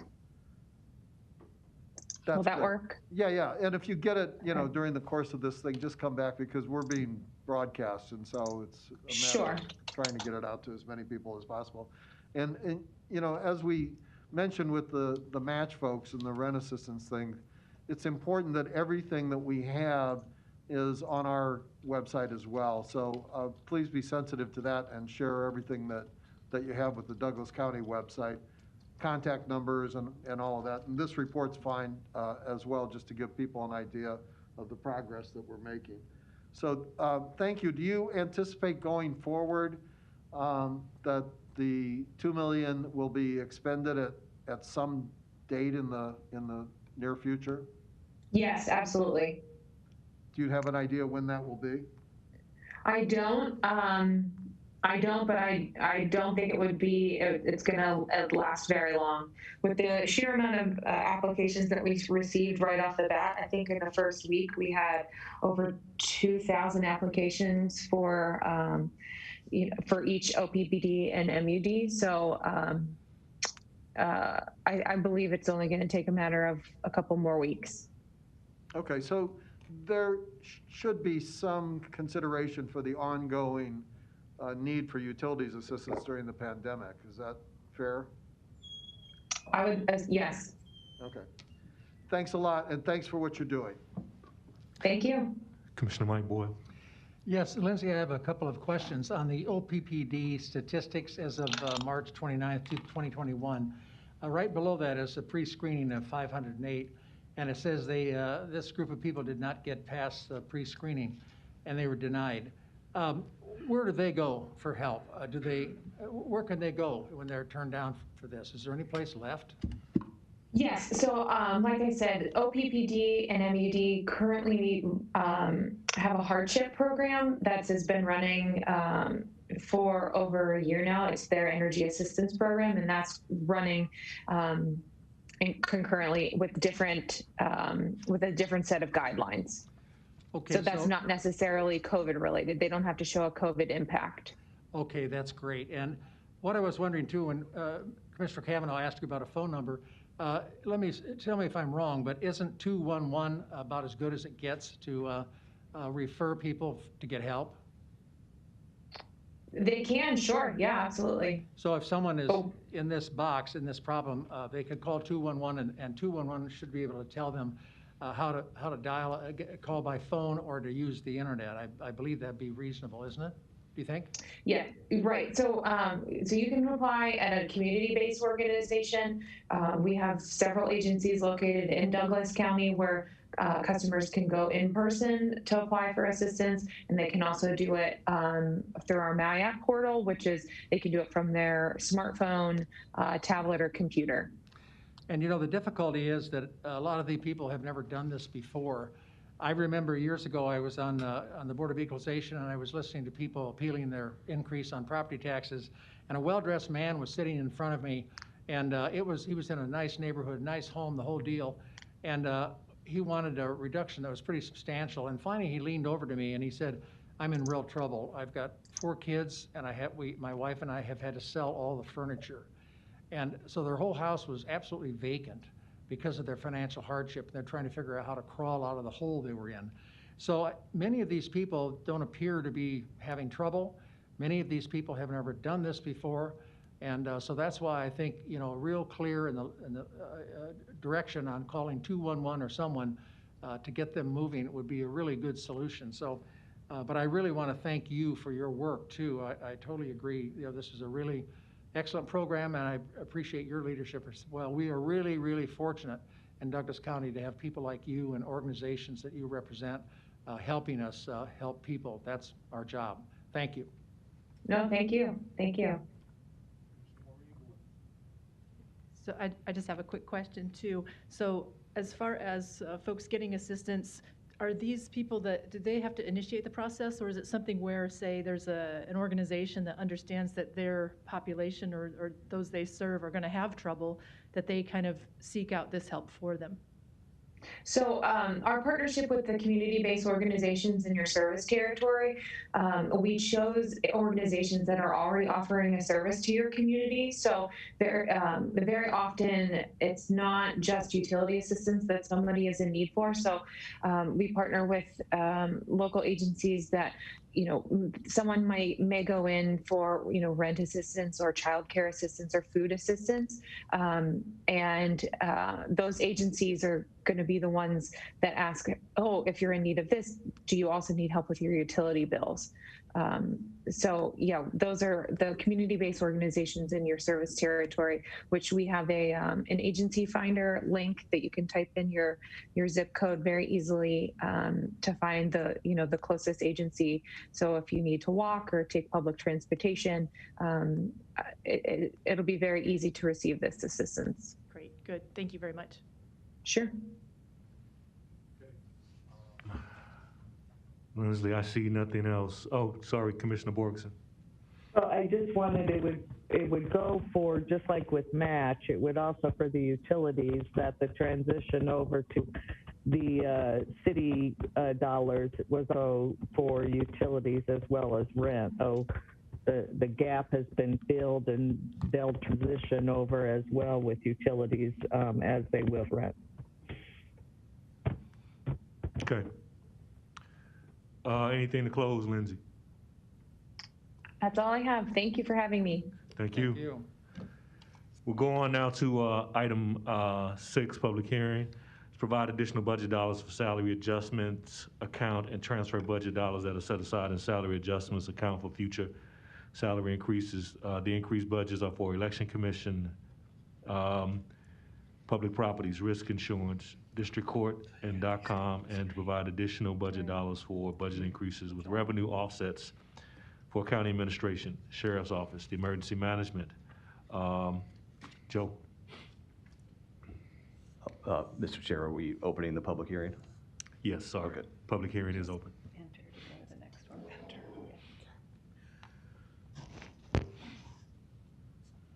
Yes, Commissioners. Twice a year we do budget supplements in March and May. This is the bigger one in March, and the reason primarily that it's the bigger one is that this is when we do the salary adjustment account. In the budget, we put $2 million for salary adjustment, and this year it looks like we're going to go a little over that, so we're asking for another $200,000 to go to the salary adjustment account, which would make that account $2.2 million. And the reason, if you look at this chart, you can see where the salary adjustments are going, and the big component is the general fund. And the reason we went over is there was a settlement out with the sheriff's office, and involved in that settlement, it settled like a year after the contract expired because there was a lawsuit and other issues. So we wound up having to pay about $550,000 in retroactive salaries. And that's what drove the money over the $2 million that we had budgeted. And I've said this before, that when we let these contracts drag out, they always get messy because the expense occurs in a year where it wasn't really incurred. These were retroactive and they went back a year. So, but there's, usually some sort of circumstances that cause the delay why we can't get those contracts settled on a more timely basis. So anyway, that's it for the salary adjustment piece, and you can see where it's going. And all these salary adjustments have been previously approved by the commissioners in either labor contracts or the salary adjustments that are approved usually in November, December, that will take effect on January 1st of calendar years. So, any questions on the salary adjustment piece? Commissioner Boyle. Yes, Joe, when these figures come in, I'm assuming that, for example, the health center tells you why they need $71,000 more. Well, this one is just salaries. This is to fund, this is the amount of their salaries go up. And that clicks in usually on January 1st. And so that's the amount they need added to their budget to cover that increase in salaries between now and June 30th. Okay, so what department is general fund? It's about 20 different departments. It's the sheriff, it's corrections, it's county administration. I mean, it's everybody that's in the general fund, which is the vast majority of the county departments. Joe, can I ask, I know the salaries are, they're negotiated and we agree to pay them, so we really don't, we don't beat up the departments when these things occur for their department. They didn't have anything to do with it, really. The leadership didn't. So is there something we can do that could better budget these, or is it possible? I know you talked about trying to get the contracts done earlier, but that's something that is beyond our control many times. But all of these salary things I understand and I support. I guess it's later in this document we talk about maybe better planning or better budgeting, but yeah, and we always take this into account. And even in the state budgeting process, that's why this salary adjustment account exists, that we usually put anywhere from $1.5 million to $2 million in. And really the only time we ever go over that is when we have these big retroactive payments. Okay. But otherwise, it's really kind of factored into the budgeting process. Okay, thank you. And then I wanted to, I guess I'll come back and ask about the budget adjustments. Yeah, we can go through that as soon as, if there's no other questions on the salary adjustment. Okay, seeing no questions here, are there any questions in the public? Again, are there any questions in the public? Okay, we will close the public hearing. Well, I mean, the second piece. Okay, sorry. We We'll have keep the to public do this hearing. other page. These are the, non-salary budget adjustments in the budget supplement. And I have them listed here from the various departments who came to us and requested a supplement to their budgets. So we can go down those. The first is district court, and these are grand jury expenses that they have incurred. And those expenses have gotten higher because of the pandemic in terms of having to put the grand jurors in special places. And, we are utilizing the building across the street, the old Omaha Housing Authority. We put some money into that, so that's being able to use for jurors. But in total, the net incremental amount that district court is requesting is $150,000.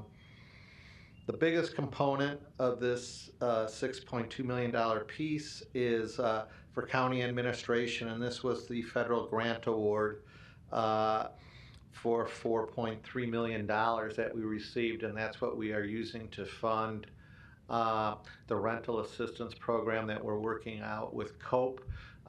That was funded this week, the first piece. COPE received $2.1 million, and I talked to them, and they are anticipating that they will go live with their site and start processing applications by the middle of April.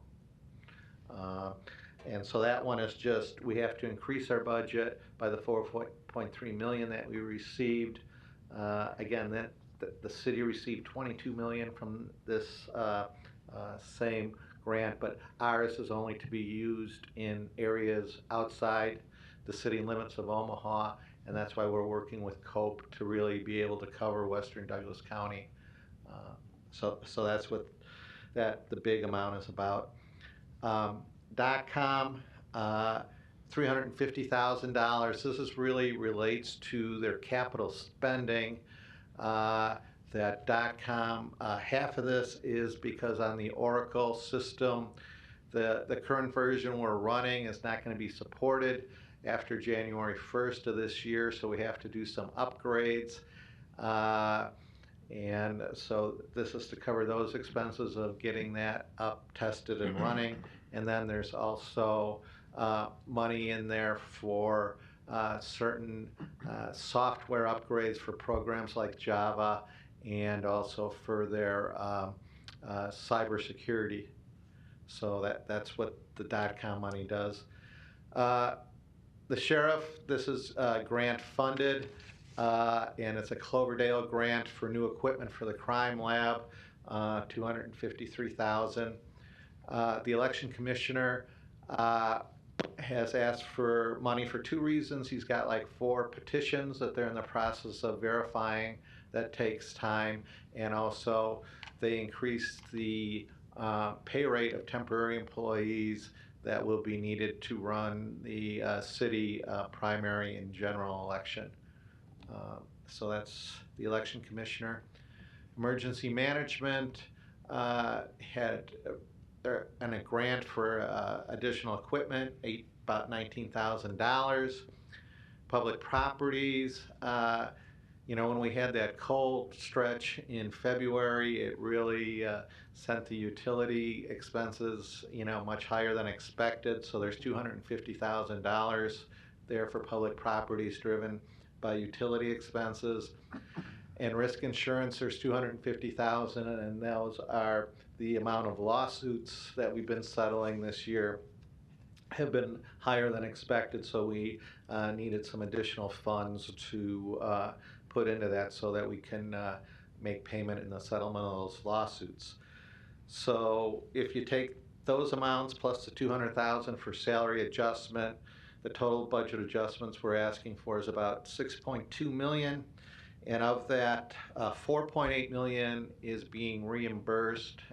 We have offsetting revenue to do that. So the incremental amount of expenditures that aren't being reimbursed are $1.4 million, which, given our budget is $430 million, represents less than 0.5% of our budget that we're asking to supplement. And with that, I'll take any questions. Commissioner Friend, then Commissioner Mike Boyd. Thank you, Mr. Chair. Hey, so Joe,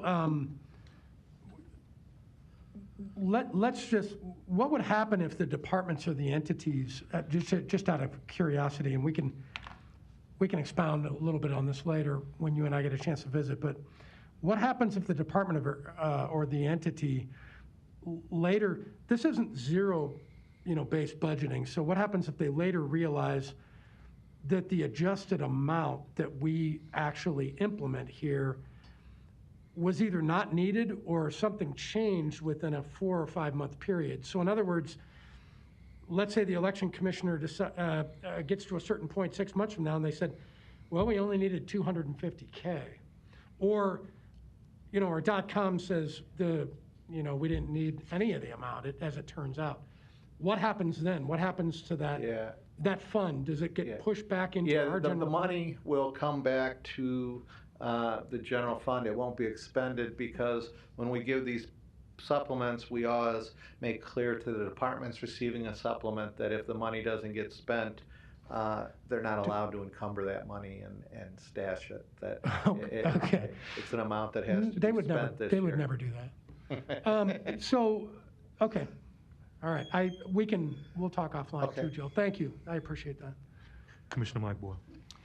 Thank you. Joe, I wanted to ask you about the district court grand jury expenses. Most of that expense, are we getting any of that expense from the city reimbursed?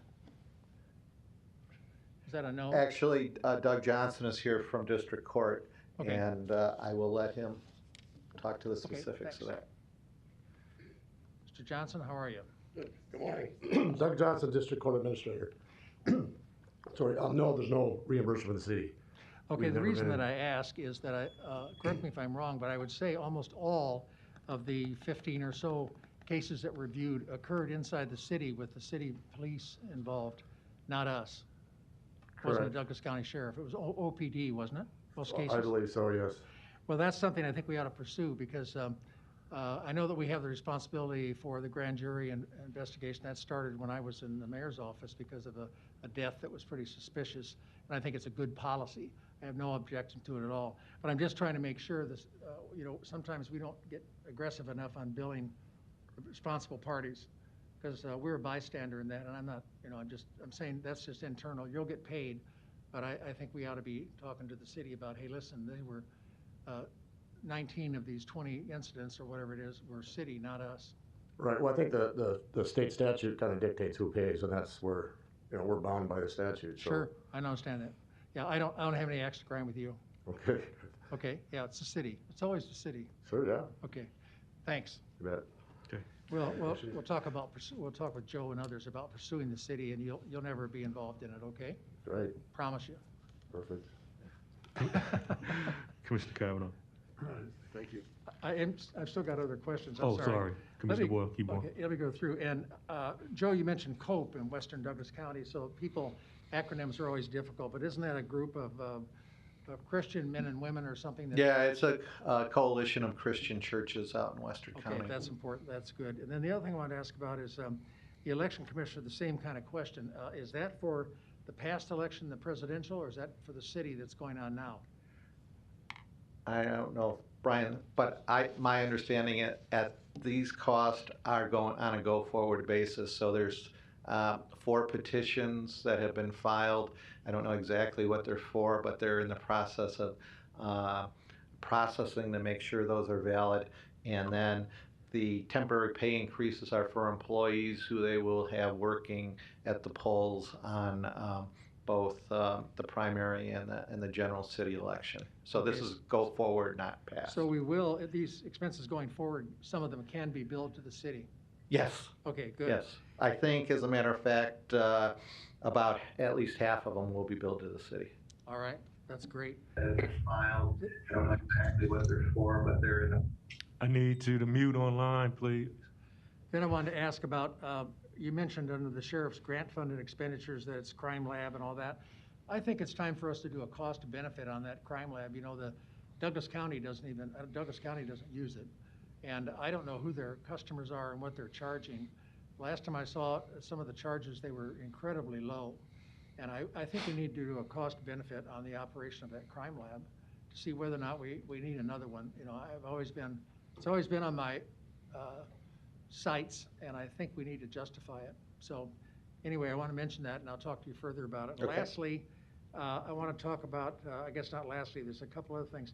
This equipment that you talked about with Dotcomm, I raised the question before to the nonprofit 501c3 that's in charge of the construction of the courthouse and the juvenile center about whether we should be buying any of that computer equipment or even the security equipment, whether it ought to be, just like today we had trouble with this system up here, whether we should lease it instead, and particularly with technology changing so rapidly. Yeah. That we ought to be, do you know what they're going to be doing? Yeah, this is mostly software, but it's considered capital. But on software, you license the capital because it's intellectual property. So, yeah, the lease versus buy, when we start looking at laptops or servers or things like that, we move toward now that we lease them. But most of this, even though it's considered capital, is software licensing fees. Okay. Then let me ask about MUD and OPPD. Commissioner Boyle, I'm gonna give you 1 minute because we had to restart the clock because they cut it off. What's so that? you, Okay. so you were about 2 I'm minutes sorry. in. So you got, Okay. you got about 1 minute. I just wanted to. Okay, real let you know. fast, I'll talk fast. MUD and OPPD have different relationships with us. One is, I believe OPPD, they pay in lieu of taxes, and then MUD pays taxes. And so I think we need to look at the property valuations of what they have and also if that relationship is still valid or makes a lot of sense. So anyway, I think. Isn't that defined by statute, though? Oh, yeah, I know that. But I just think we ought to look at some of these things that have been going on and see whether or not they're still working. Maybe maybe they should be doing something different because they've gone from coal to nuclear and all the rest. Thanks a lot. Okay. Thank you. Thank you, Mr. Chair. Commissioner Kavanaugh. Joe, on this $4.333 million for County Administration Emergency Rental Assistance Program, just to clarify, because we've got reports coming from the people at Match, and then there's going to be a separate program for people at Cope.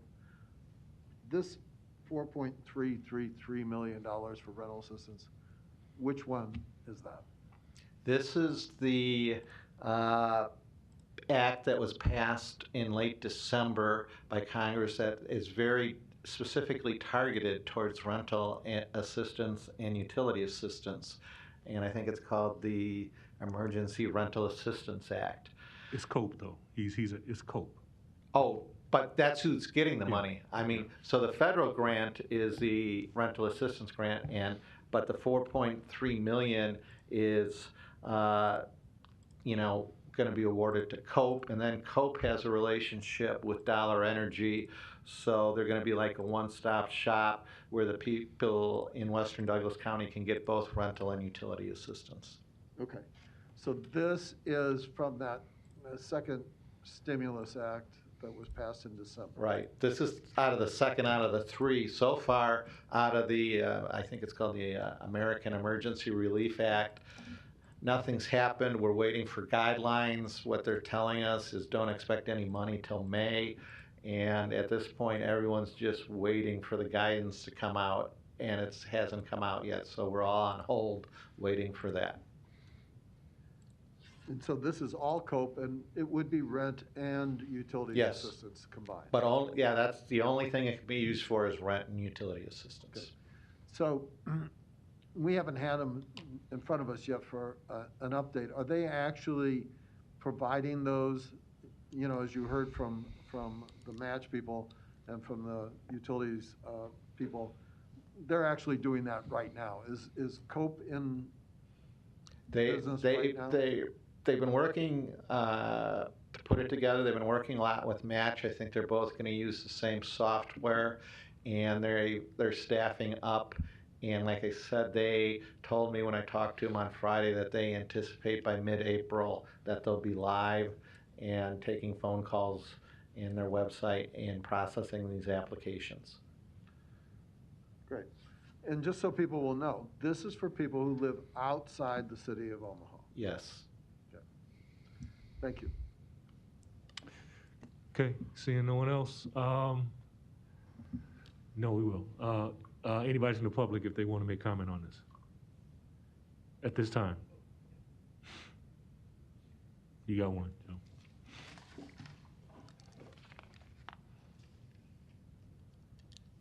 Luis Jimenez, 3306 Bird Street. Joe just said that they're waiting for guidelines for the money that they gave to Cope. Is that right? We have the guidelines. No, the American Rescue Act money. Oh, okay. Yes.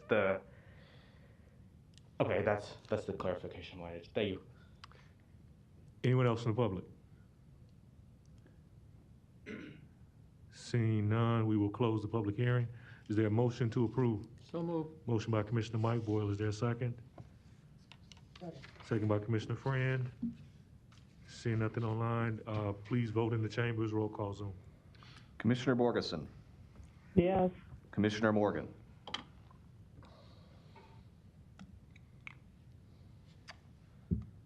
We may have. I think TJ had to leave the meeting. Okay. And okay, there we go. Motion passes 6-0. Commissioner Borgeson voting virtually. Commissioner Morgan is no longer in attendance, and everyone else voting in person. Okay. We'll go to letter A, finance report. One last thing before I leave, sorry. Commissioner Rogers, I just wanted to get back to Commissioner Kavanaugh. He had asked about the Deloitte. We had authorized Deloitte fees of $1,560,000, and through the last invoice, we had paid expenses of $1,213,000. So we had about $300,000 left, and that's why when we approved the extension of that, we just extended the date because it is funded. So I just wanted to. Thank you. Okay. We'll go to letter A in the finance report. Item one is the budget report. It is as submitted. We'll go now to item D.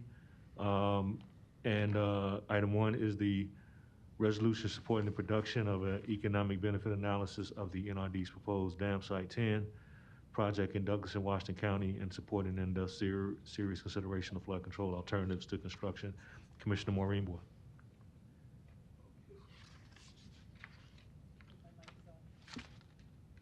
It's on. There we go.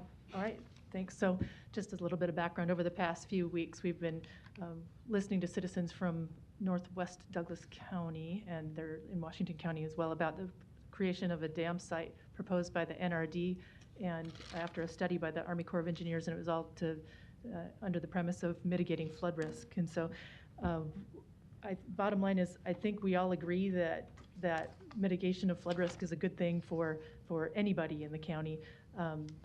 There was a study by the Army Corps of Engineers that kind of indicated several different ways to do that. And so after we heard the citizens speak, and they had a lot of knowledge about not only their area, but on just floods in general, we just thought we would just dive into this a little bit deeper. So we passed a resolution about a month ago that supported their efforts to do something besides build a dam, which would directly affect their property. So after reviewing other things, we have another resolution to really support looking at a cost-benefit analysis as opposed to just building a dam straight up. So anyway, here's our latest resolution. So whereas the U.S. Army Corps of Engineers produced a final draft feasibility report in January of 2021 that evaluated the flood control projects in the Papillion watershed, and whereas that report recommends a single dry dam flood control project named Dam Site 10,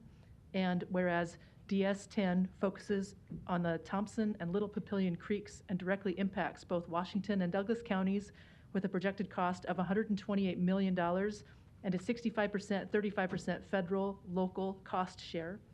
And whereas Stephen Schultz, a professional consultant who is also the Barrett Professor of Real Estate and Land Use Economics at the University of Nebraska at Omaha, conducted a preliminary analysis of the U.S. Army Corps of Engineers data sources and methodological approaches, and has discovered several potential flaws and errors that may reduce the economic feasibility of the project. And whereas considering the extensive future financial burdens that may be placed on Douglas and Washington County taxpayers to fund DS10, and because the extensive property acquisitions and potential benefits associated with the project will occur in these two counties, Stephen Schultz intends to conduct an in-depth economic benefit analysis of the proposed DS10 project. Now therefore be it resolved by this Board of County Commissioners, Douglas County, Nebraska, that this board hereby supports the production of an economic benefits analysis of the proposed Dam Site 10 project and is supportive of an in-depth and serious consideration of flood control alternatives to the construction of Dam Site 10. I present that for a motion. Motion by Commissioner Maureen Boyle. Is there a second? Second. Second by Commissioner Friend. Okay. Commissioner Kavanaugh. Yes. I've had discussions with Commissioner Boyle regarding this, and I think that we're all agreed that it's a good idea to understand the economic benefit analysis of this project, because as you heard in the last board meeting, property owners downstream are very, very concerned about the safety of their properties, which run into the billions of dollars in Douglas County, and tens of thousands of residents. Relative to the dangers of flood. And insurance companies have stepped up their flood insurance premiums as well. It's also important to note that in that discussion we talked about the historical flood damage to Douglas County, most specifically the floods of 63 and 64, and the 64 flood on the same watershed. 7 people died in Douglas County, and there were tens of millions of dollars in property loss damage. That was 50-some years ago. Now that same corridor has exponentially grown, and so the exposure has exponentially grown. And just yesterday, we got a report from Louisville, Kentucky. A flood killed 7 people in Louisville, Kentucky, and did billions of dollars worth of damage there. So I'm enthusiastically supporting a close look at the cost-benefit analysis between some of these Washington County landowners that we heard from, and then including in that, and I'm going to host a number of public town halls on this, the many property owners and residents in the zone of the floodplain downstream that this would help keep safe. So I think that once we get a full and fair picture of that, it'll be very interesting to see what the cost-benefit analysis is between the upstream and downstream exposures. And so for that reason, I'm supportive of this, and I think if we all work together, we can get a real objective and accurate cost-benefit analysis of what this program could entail. So I'll vote for this on the basis of that. Thank you, Mr. Chair. And I obviously agree with Commissioner Kavanaugh. Anybody watching this issue over the last month or so, or has been watching us or watching us deal with this issue, whether we have a really good grasp of this issue from a legal and a statutory authority standpoint or not, anybody that's watching this knows where I stand. And so I'll save you the rap. The question here is, how does the help occur in relationship to Douglas County's participation in this, to whatever degree we have a participation role? And I agree with what Commissioner Kavanaugh said. The data that we have that relates to this subject matter is it's very outdated, and it's potentially flawed. Drastically potentially flawed. And I think support of this type of research is going to be pretty valuable, not just for us to help us make decisions on this subject matter, but also if we're out there with bully pulpits, and we all have one. There are 7 people on this Board of Commissioners, and sometimes people listen to what we say. I mean, on occasion. So I would say that if we open our mouths on this issue, whether we have teeth in it or not is going to be pretty valuable. And if we have the data that resonates from this study, we're going to be in a better place. So I'll stop there. And there's other issues associated with this. There's about 7 or 8 of them. But right now, we're just talking about support for a thought process that relates to more research. So I think it sounds good. Thank you, Mr. Chair. Thank you. Commissioner Kavanaugh. I appreciate the comments that Commissioner Friend made, particularly the idea that this is a resolution of intent. There's no dollars attached to this. We're not putting any money into this project. It's a Washington County project, and Washington County is funding the thing. Commissioner Boyle.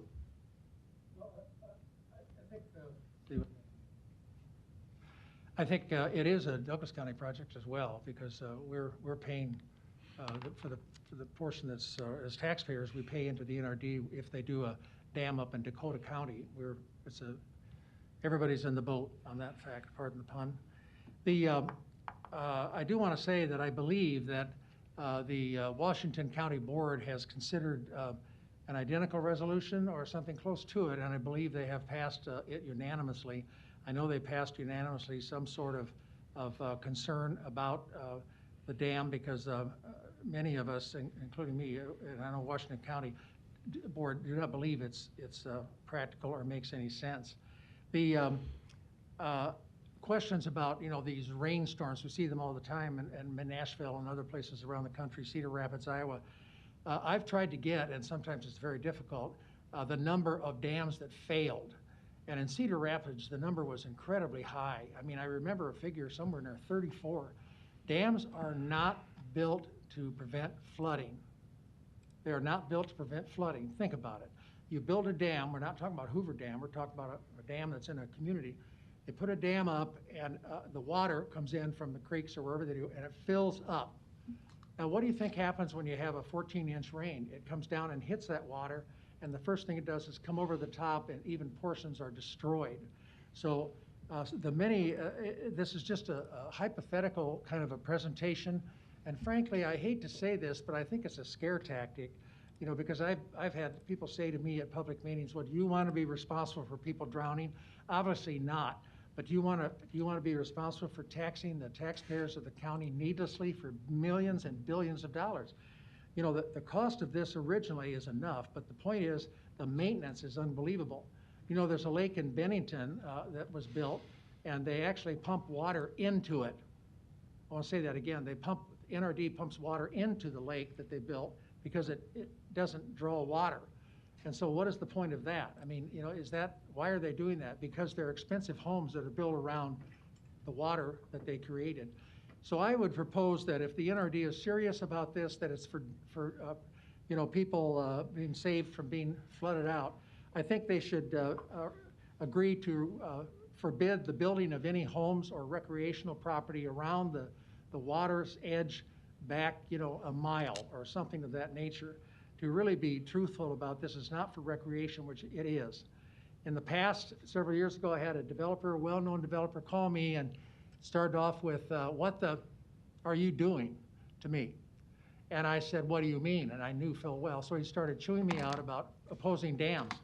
And I said, look, if you want to build these and then become the attorney for the developer and develop all those lakes, you pay for it. I live downtown, and if you want to develop some lakes out there, have at it.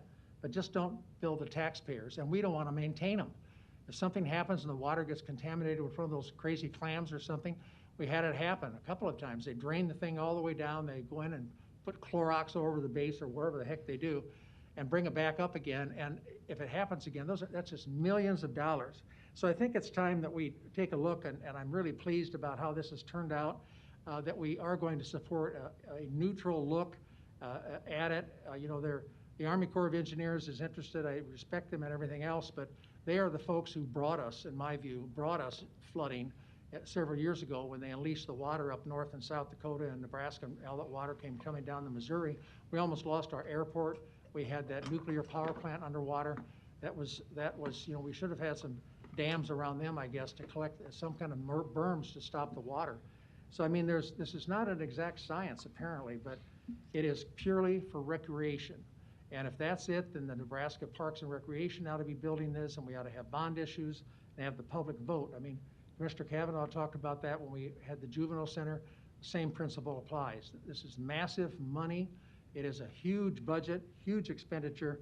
So I really urge the board to pass this, and I'm very pleased how this turned out. We need to have answers, whether this really makes sense. Thank you very much. Commissioner Maureen Boyd. Just another statement on this too. I want to make it clear that the Army Corps of Engineers, we're not questioning the engineering.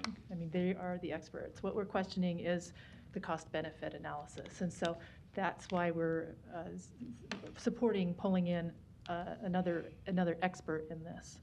The other thought is also low-impact development really is another way to go. And so it's creating other types of like park and land areas to soak up the water, and the bottom line is the cost of taxpayers could be less because those that have those types of conditions on their properties are the ones typically taking care of it. So I see that as a significant portion of the cost benefit analysis as well.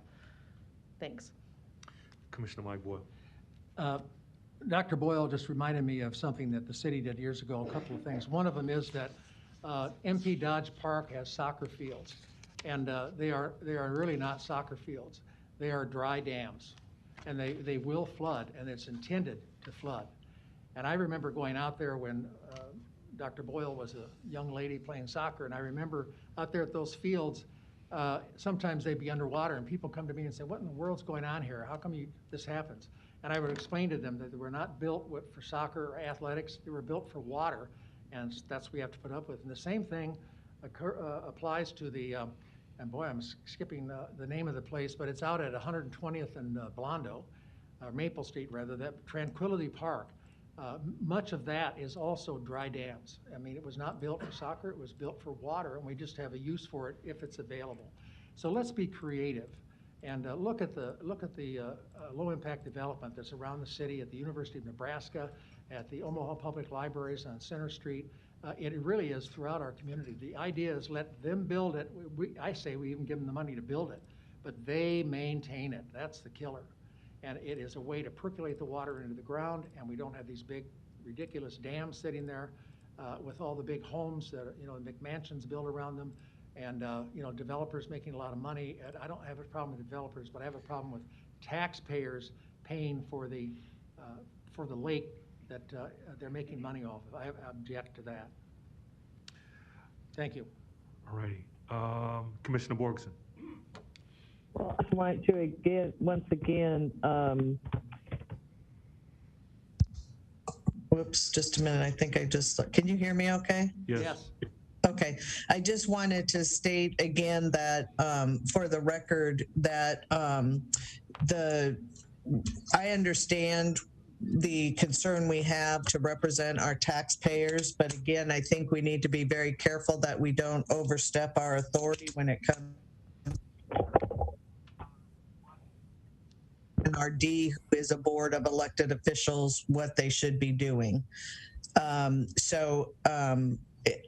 fine with supporting this resolution, but again, we aren't in the business of flood control. That's the NRD. But if we want to create a more collaborative partnership with the NRD, I think we need to find a different way to do it than what we've been doing, and maybe have more communication through Maureen Boyle's committee conversations about these and public discussion about them. But I don't want the NRD to think that we feel we're like superior to their decision making, or that we're the experts on this subject. But I do believe that we have taxpayers that have reached out to us and want us to hear their voices, and this resolution really is a encouragement for the NRD to look at these things. And so I'll be supporting it with the caveat that we are not telling the NRD how to do their business, because they are an elected board of officials. Thank you. Commissioner Maureen Boyle. Yes, I completely agree with Commissioner Borgeson. I think that's why the nature of this resolution is to be more of an information gathering resolution rather than one stating the NRD is doing the wrong thing. So my intent was to make it so that I think knowledge is power, and the more information we have, just like I had asked John Winkler to come speak with the NRD a couple weeks ago, I think that helps us come to conclusions in a less emotional and a more logical way.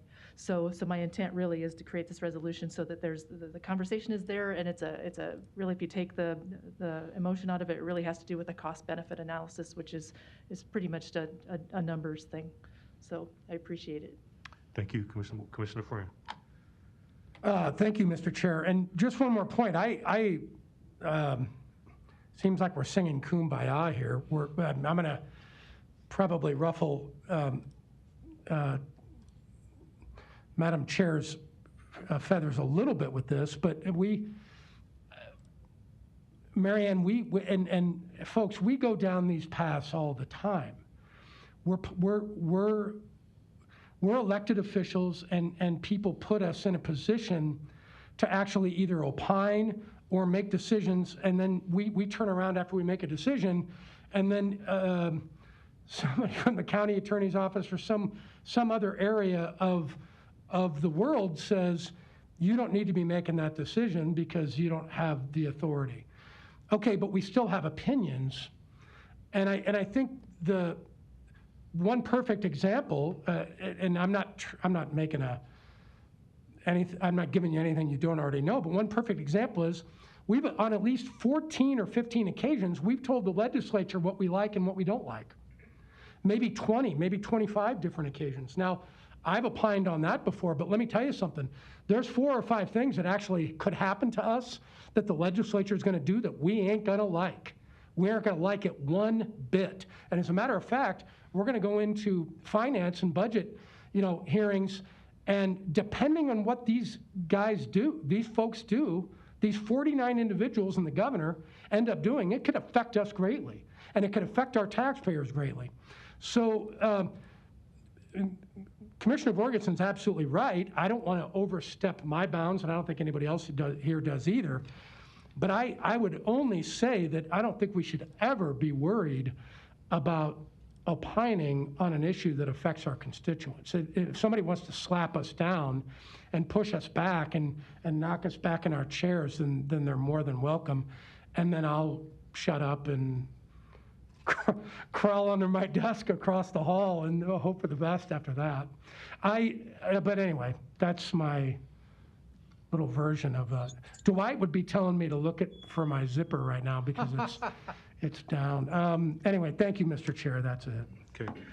Commissioner Borgeson. Well, I just want, you're not ruffling my feathers, Commissioner friend, but I've always wanted to say this, that you're just wrong.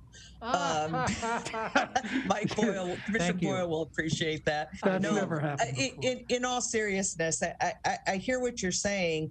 The difference is that we are a creature of the state, and we have, to me, that's kind of apples to oranges, comparing apples to oranges in what you're comparing there on how we provide our input to the legislature versus to the NRD.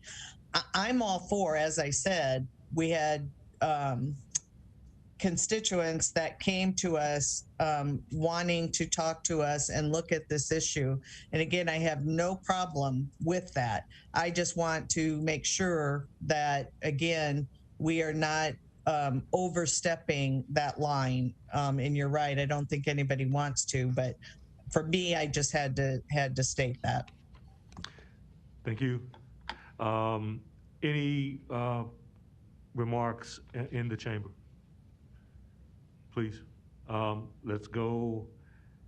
Who's pro, who's con? Pro? I'm for the resolution. Okay, who's for the resolution? Everybody? Okay, then you all, whatever order you're gonna go.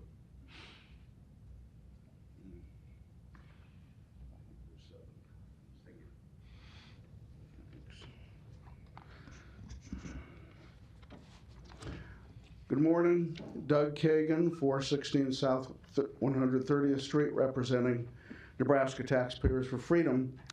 Our taxpayer group supports this resolution to conduct an economic benefit analysis of the NRD proposal for a dam at Dam Site 10. Corps of Engineers studies have a poor record, underestimating costs of flood control dams in their feasibility studies. An analysis of its methodology found a number of flaws and errors which could decrease the economic benefits from this project. Specifically, the cost-benefit ratios of less costly alternatives mysteriously disappeared from the final Corps feasibility draft. Because the property tax yoke on both Douglas and Washington County taxpayers would increase for this and future unneeded dams, we believe it judicious to solicit a professional second opinion that would offer taxpayers a more transparent evaluation.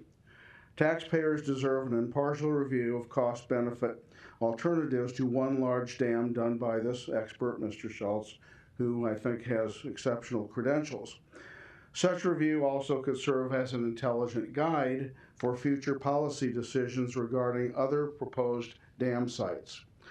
The Papio NRD board, in our view, has a reckless record of continuing the hasty building of expensive dams whose costs forced higher property taxes on residents. Like a boogeyman, the NRD scaremongering warns of catastrophic floods that probably will never occur along the entire watershed. These dams mostly benefit developers and confiscate productive farmland using pressure and eminent domain. We consider this NRD to have a credibility problem, seeking continued general bonding authority to nurture a huge nest egg for dams and ignoring low-impact alternatives like small dams, contouring, channelization, and wetlands that could offer adequate flood protection along this part of the watershed. This NRD ignores the trend of leaving watersheds in their natural state. Understand that the decision on this matter affects your constituents, Douglas County residents. Please vote for this resolution and help fund it. Thank you. Thank you, Doug. Next, who's next?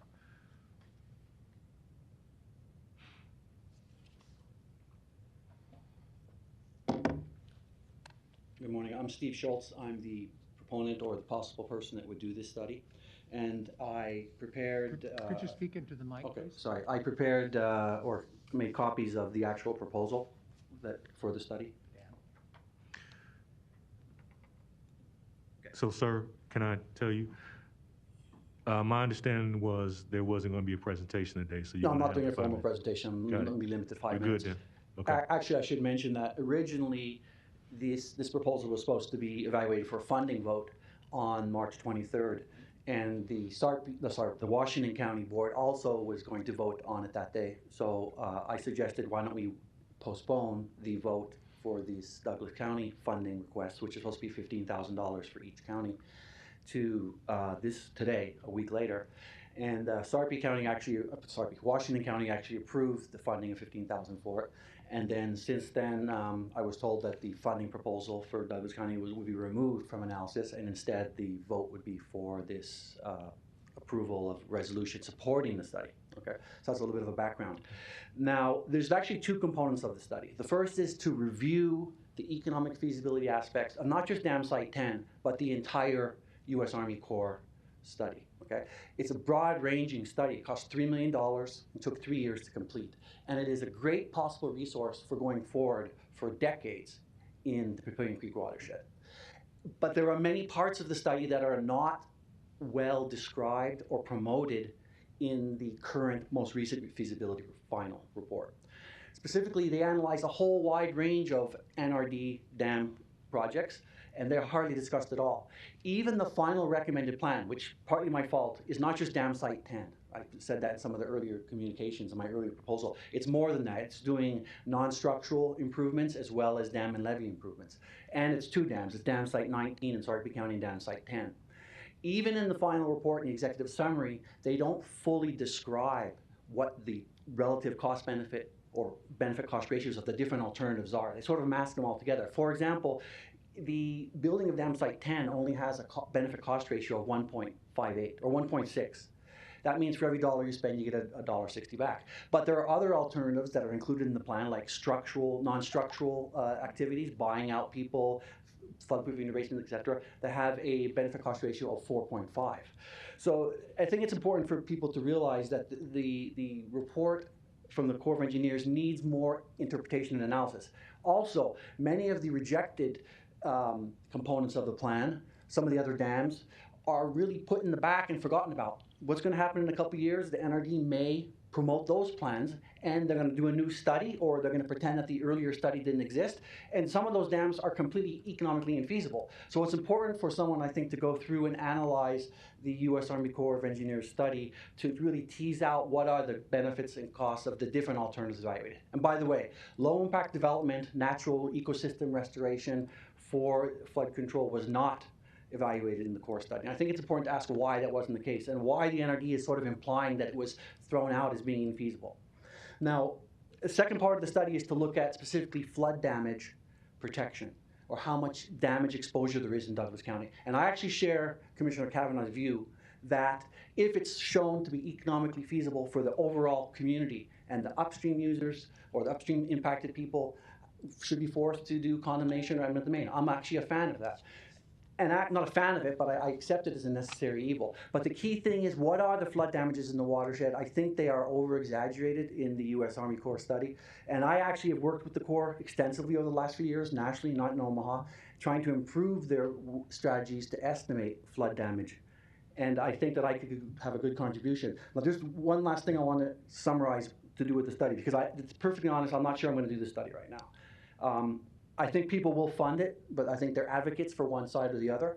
And I generally only do projects that are funded by objective government agencies, and right now, only Washington County has agreed to fund it. If you want to ask me questions more about that later, you can, but I just want to summarize a couple things. First of all, the feasibility study was done by the Corps, did not include low impact or natural restoration alternatives. Secondly, the benefit cost ratio of 1.58 is quite low for Corps projects. The Corps generally only funds projects that have a benefit cost ratio of 2.5 and above. They make exceptions when projects do have ecological restoration aspects to them, but this project doesn't have that. And if the flood damages downstream are over-exaggerated, and I have a variety of reasons why I think that's the case, then that benefit cost ratio will get a lot lower. So there's no guarantee that in its current form, the project will be funded by Congress. The report obscures the fact that non-structural components have much higher benefit cost ratios. That should be in the executive summary. Instead, you have to go to a table in the appendix to find that out. And finally, the recommended plan will not remove downstream property owners from the regulatory floodplain. This is very important. I know Nebraska Furniture Mart and many other people have likely been contacting you.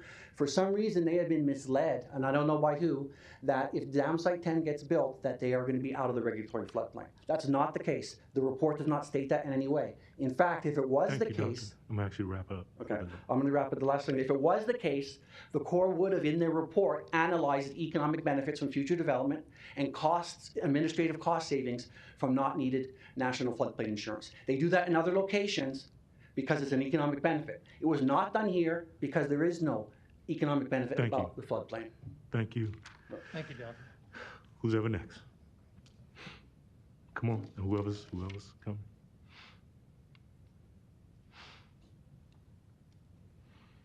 Luis Jimenez, 3306 Birch Street.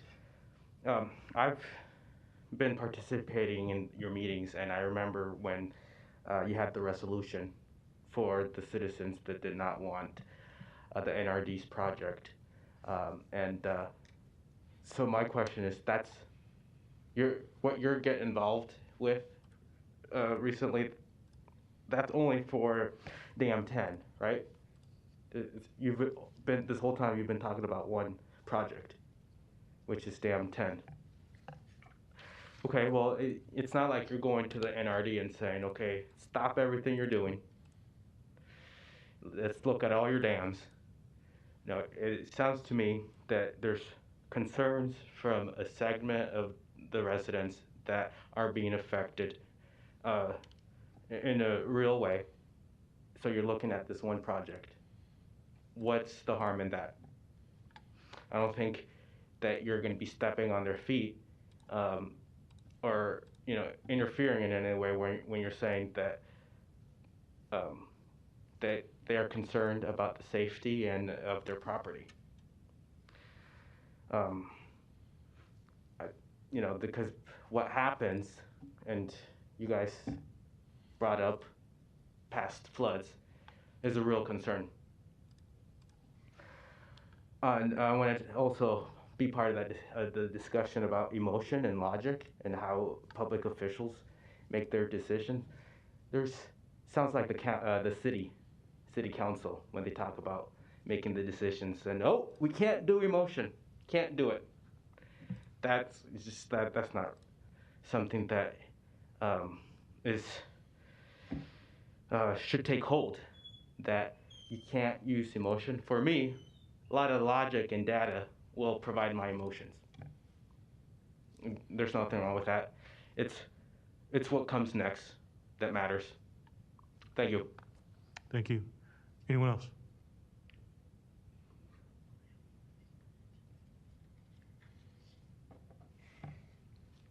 Hello, Douglas County Board. My name is Grant Malotz, 14024 Blair High Road, Omaha, Nebraska, 68142. I want to thank you for your time today in considering this proposal. This study that the Corps and NRD are doing is being pushed through with underlying data using over-exaggerations that are very easy to be seen by anyone who reads the nearly 2,000 pages within this report. As an accountant, I do what I call a smell test through the client's numbers. For example, if I have a construction client whose gross revenue is $250,000 and $50,000 of his expenses are in automobile expenses, I say to myself, that smells funny. Well, when I go through the details to make up that $50,000, $45,000 of it was a new vehicle they bought, which should be capitalized as an asset. If that $45,000 is not removed from my from the expenses of his books to be a capital asset, the financials are misleading. Therefore, I applied this same smell test logic to this report and came to the same conclusions on the damages. It smells funny. For example, I am puzzled why $39 million worth of cars would be destroyed if it were to flood. Common sense tells me that people would drive their cars to get out of a flood area, which would lead me to believe minimal car damage. Another example is on Dam Site 10. Why, through all the numerous studies over the past 50 years, has determined Dam Site 10 is the least feasible dam of all of them? And now all of a sudden it's the most feasible dam of all of them, especially when every other dam on the core study, as part of the study, couldn't even get past a 1-to-1 cost ratio as a dry dam? That just smells funny to me. And I'm just a farm kid with a master's degree in accounting and a master's in agricultural and biological system engineering, and I can smell the issues within this study. I could go on and on with numerous examples of money-smelling items within this report, but I don't want to take up all your time, as I know you have numerous other items to tackle that may be more important. I do want to, however, thank you for considering this proposal. It is the most important item to me right now. I ask that you vote yes on the proposal to make sure this report is fact-checked by someone who at least gets the page numbers right with the table of contents. Thank you for your time. Thank you. Anyone else? Sean Malatz, 10404 North 132nd Street, Omaha. Thank you again to the Douglas County Commissioners for staying engaged in our very passionate and very predominant issue that we have in front of us. I did not intend to speak today, but I felt there was a little clarification, I think, in what's going on. Commissioner Kavanaugh mentioned something that this was a Washington County study. It really isn't. It is a Washington and Douglas County involved study. I believe only 15% of the project area is in Washington County. A majority of it's in Douglas. Close to 70% of the tax that the NRD collects are from Douglas County residents. So a lot of this will probably be funded by Douglas County residents. But what I told myself I wouldn't ask this, but my fear after listening to Dr. Schultz talk is that if the funding is not available from Douglas County, he may not do the study. The Washington County Board agreed to fund up to $15,000 of the $30,000 cost. So that's my only point I'd like to make today, is the fear that the study may not move forward without Douglas County funding. And I realize the resolution doesn't specifically ask for that, but I don't know if there's any concessions that can be made. I'd appreciate it. Thank you to the board. I appreciate all you've done for us. Thank you. Thank you. Seeing no further questions, there's a motion and a second. Roll call Zoom. Please vote. Commissioner Borgeson. Yes. I'll have to do a voice vote. Roll I'm sorry, call Mr. Chair. Commissioner Maureen Boyle. Yes. Commissioner Mike Boyle. Yes. Commissioner Kavanaugh. Yes. Commissioner Friend. Yes. Mr. Chair. Yes. Motion passes 6-0. Commissioner Borgeson voting virtually, all other commissioners in person. Okay. Item F has minutes as submitted. Item G, the Human Resources, item 1 is the Civil Service Report as submitted. There are no items officially listed under legislative issues. And we do have need for an executive session for litigation, contract negotiations, and personnel. Is there a motion to go into executive session for litigations, contract, and personnel? Mr. Chair, can Yes, I sir. make a comment first of all? Now or later?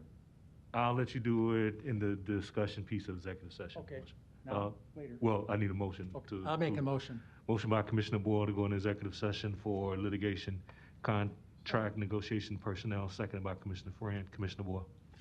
Yes, I just want to briefly say that with my discovery of cancer in early February, that I have undergone some surgery to make me a better candidate for further surgery. And I just want to state to the county board that I plan to be participating in all of the meetings one way or the other. I feel terrific. It's pretty insane. But I do feel very good. I think I'm gonna beat this whole thing with all the support I've got. And I want to thank everyone who's given me encouraging words across the board. It's just written really, really nice. And I intend to participate, as I said, in every meeting that I can. Some of them, when I start getting chemo and so forth, my immune system may be compromised. If it is, I'll be doing it as much as I can over the television and so forth. But I want to thank everyone for their support and their cooperation. I really appreciate it. And it goes without saying that having a really bright young woman as a doctor for a daughter is pretty terrific. She's been a real help to me. So if you have any questions, ask her, and she'll pass the party line on to all of you. So thank you for your support. Thanks. Thank you. Thank you. With that, there's a motion and a second, and again, we're going in for personnel, contract negotiations, and litigation. Please vote, and roll call. And we will meet in 9:03 between 11:55 and noon. Commissioner Borgeson. Yes. Commissioner Mike Boyle and Mr. Chair. Oops, sorry. It's okay.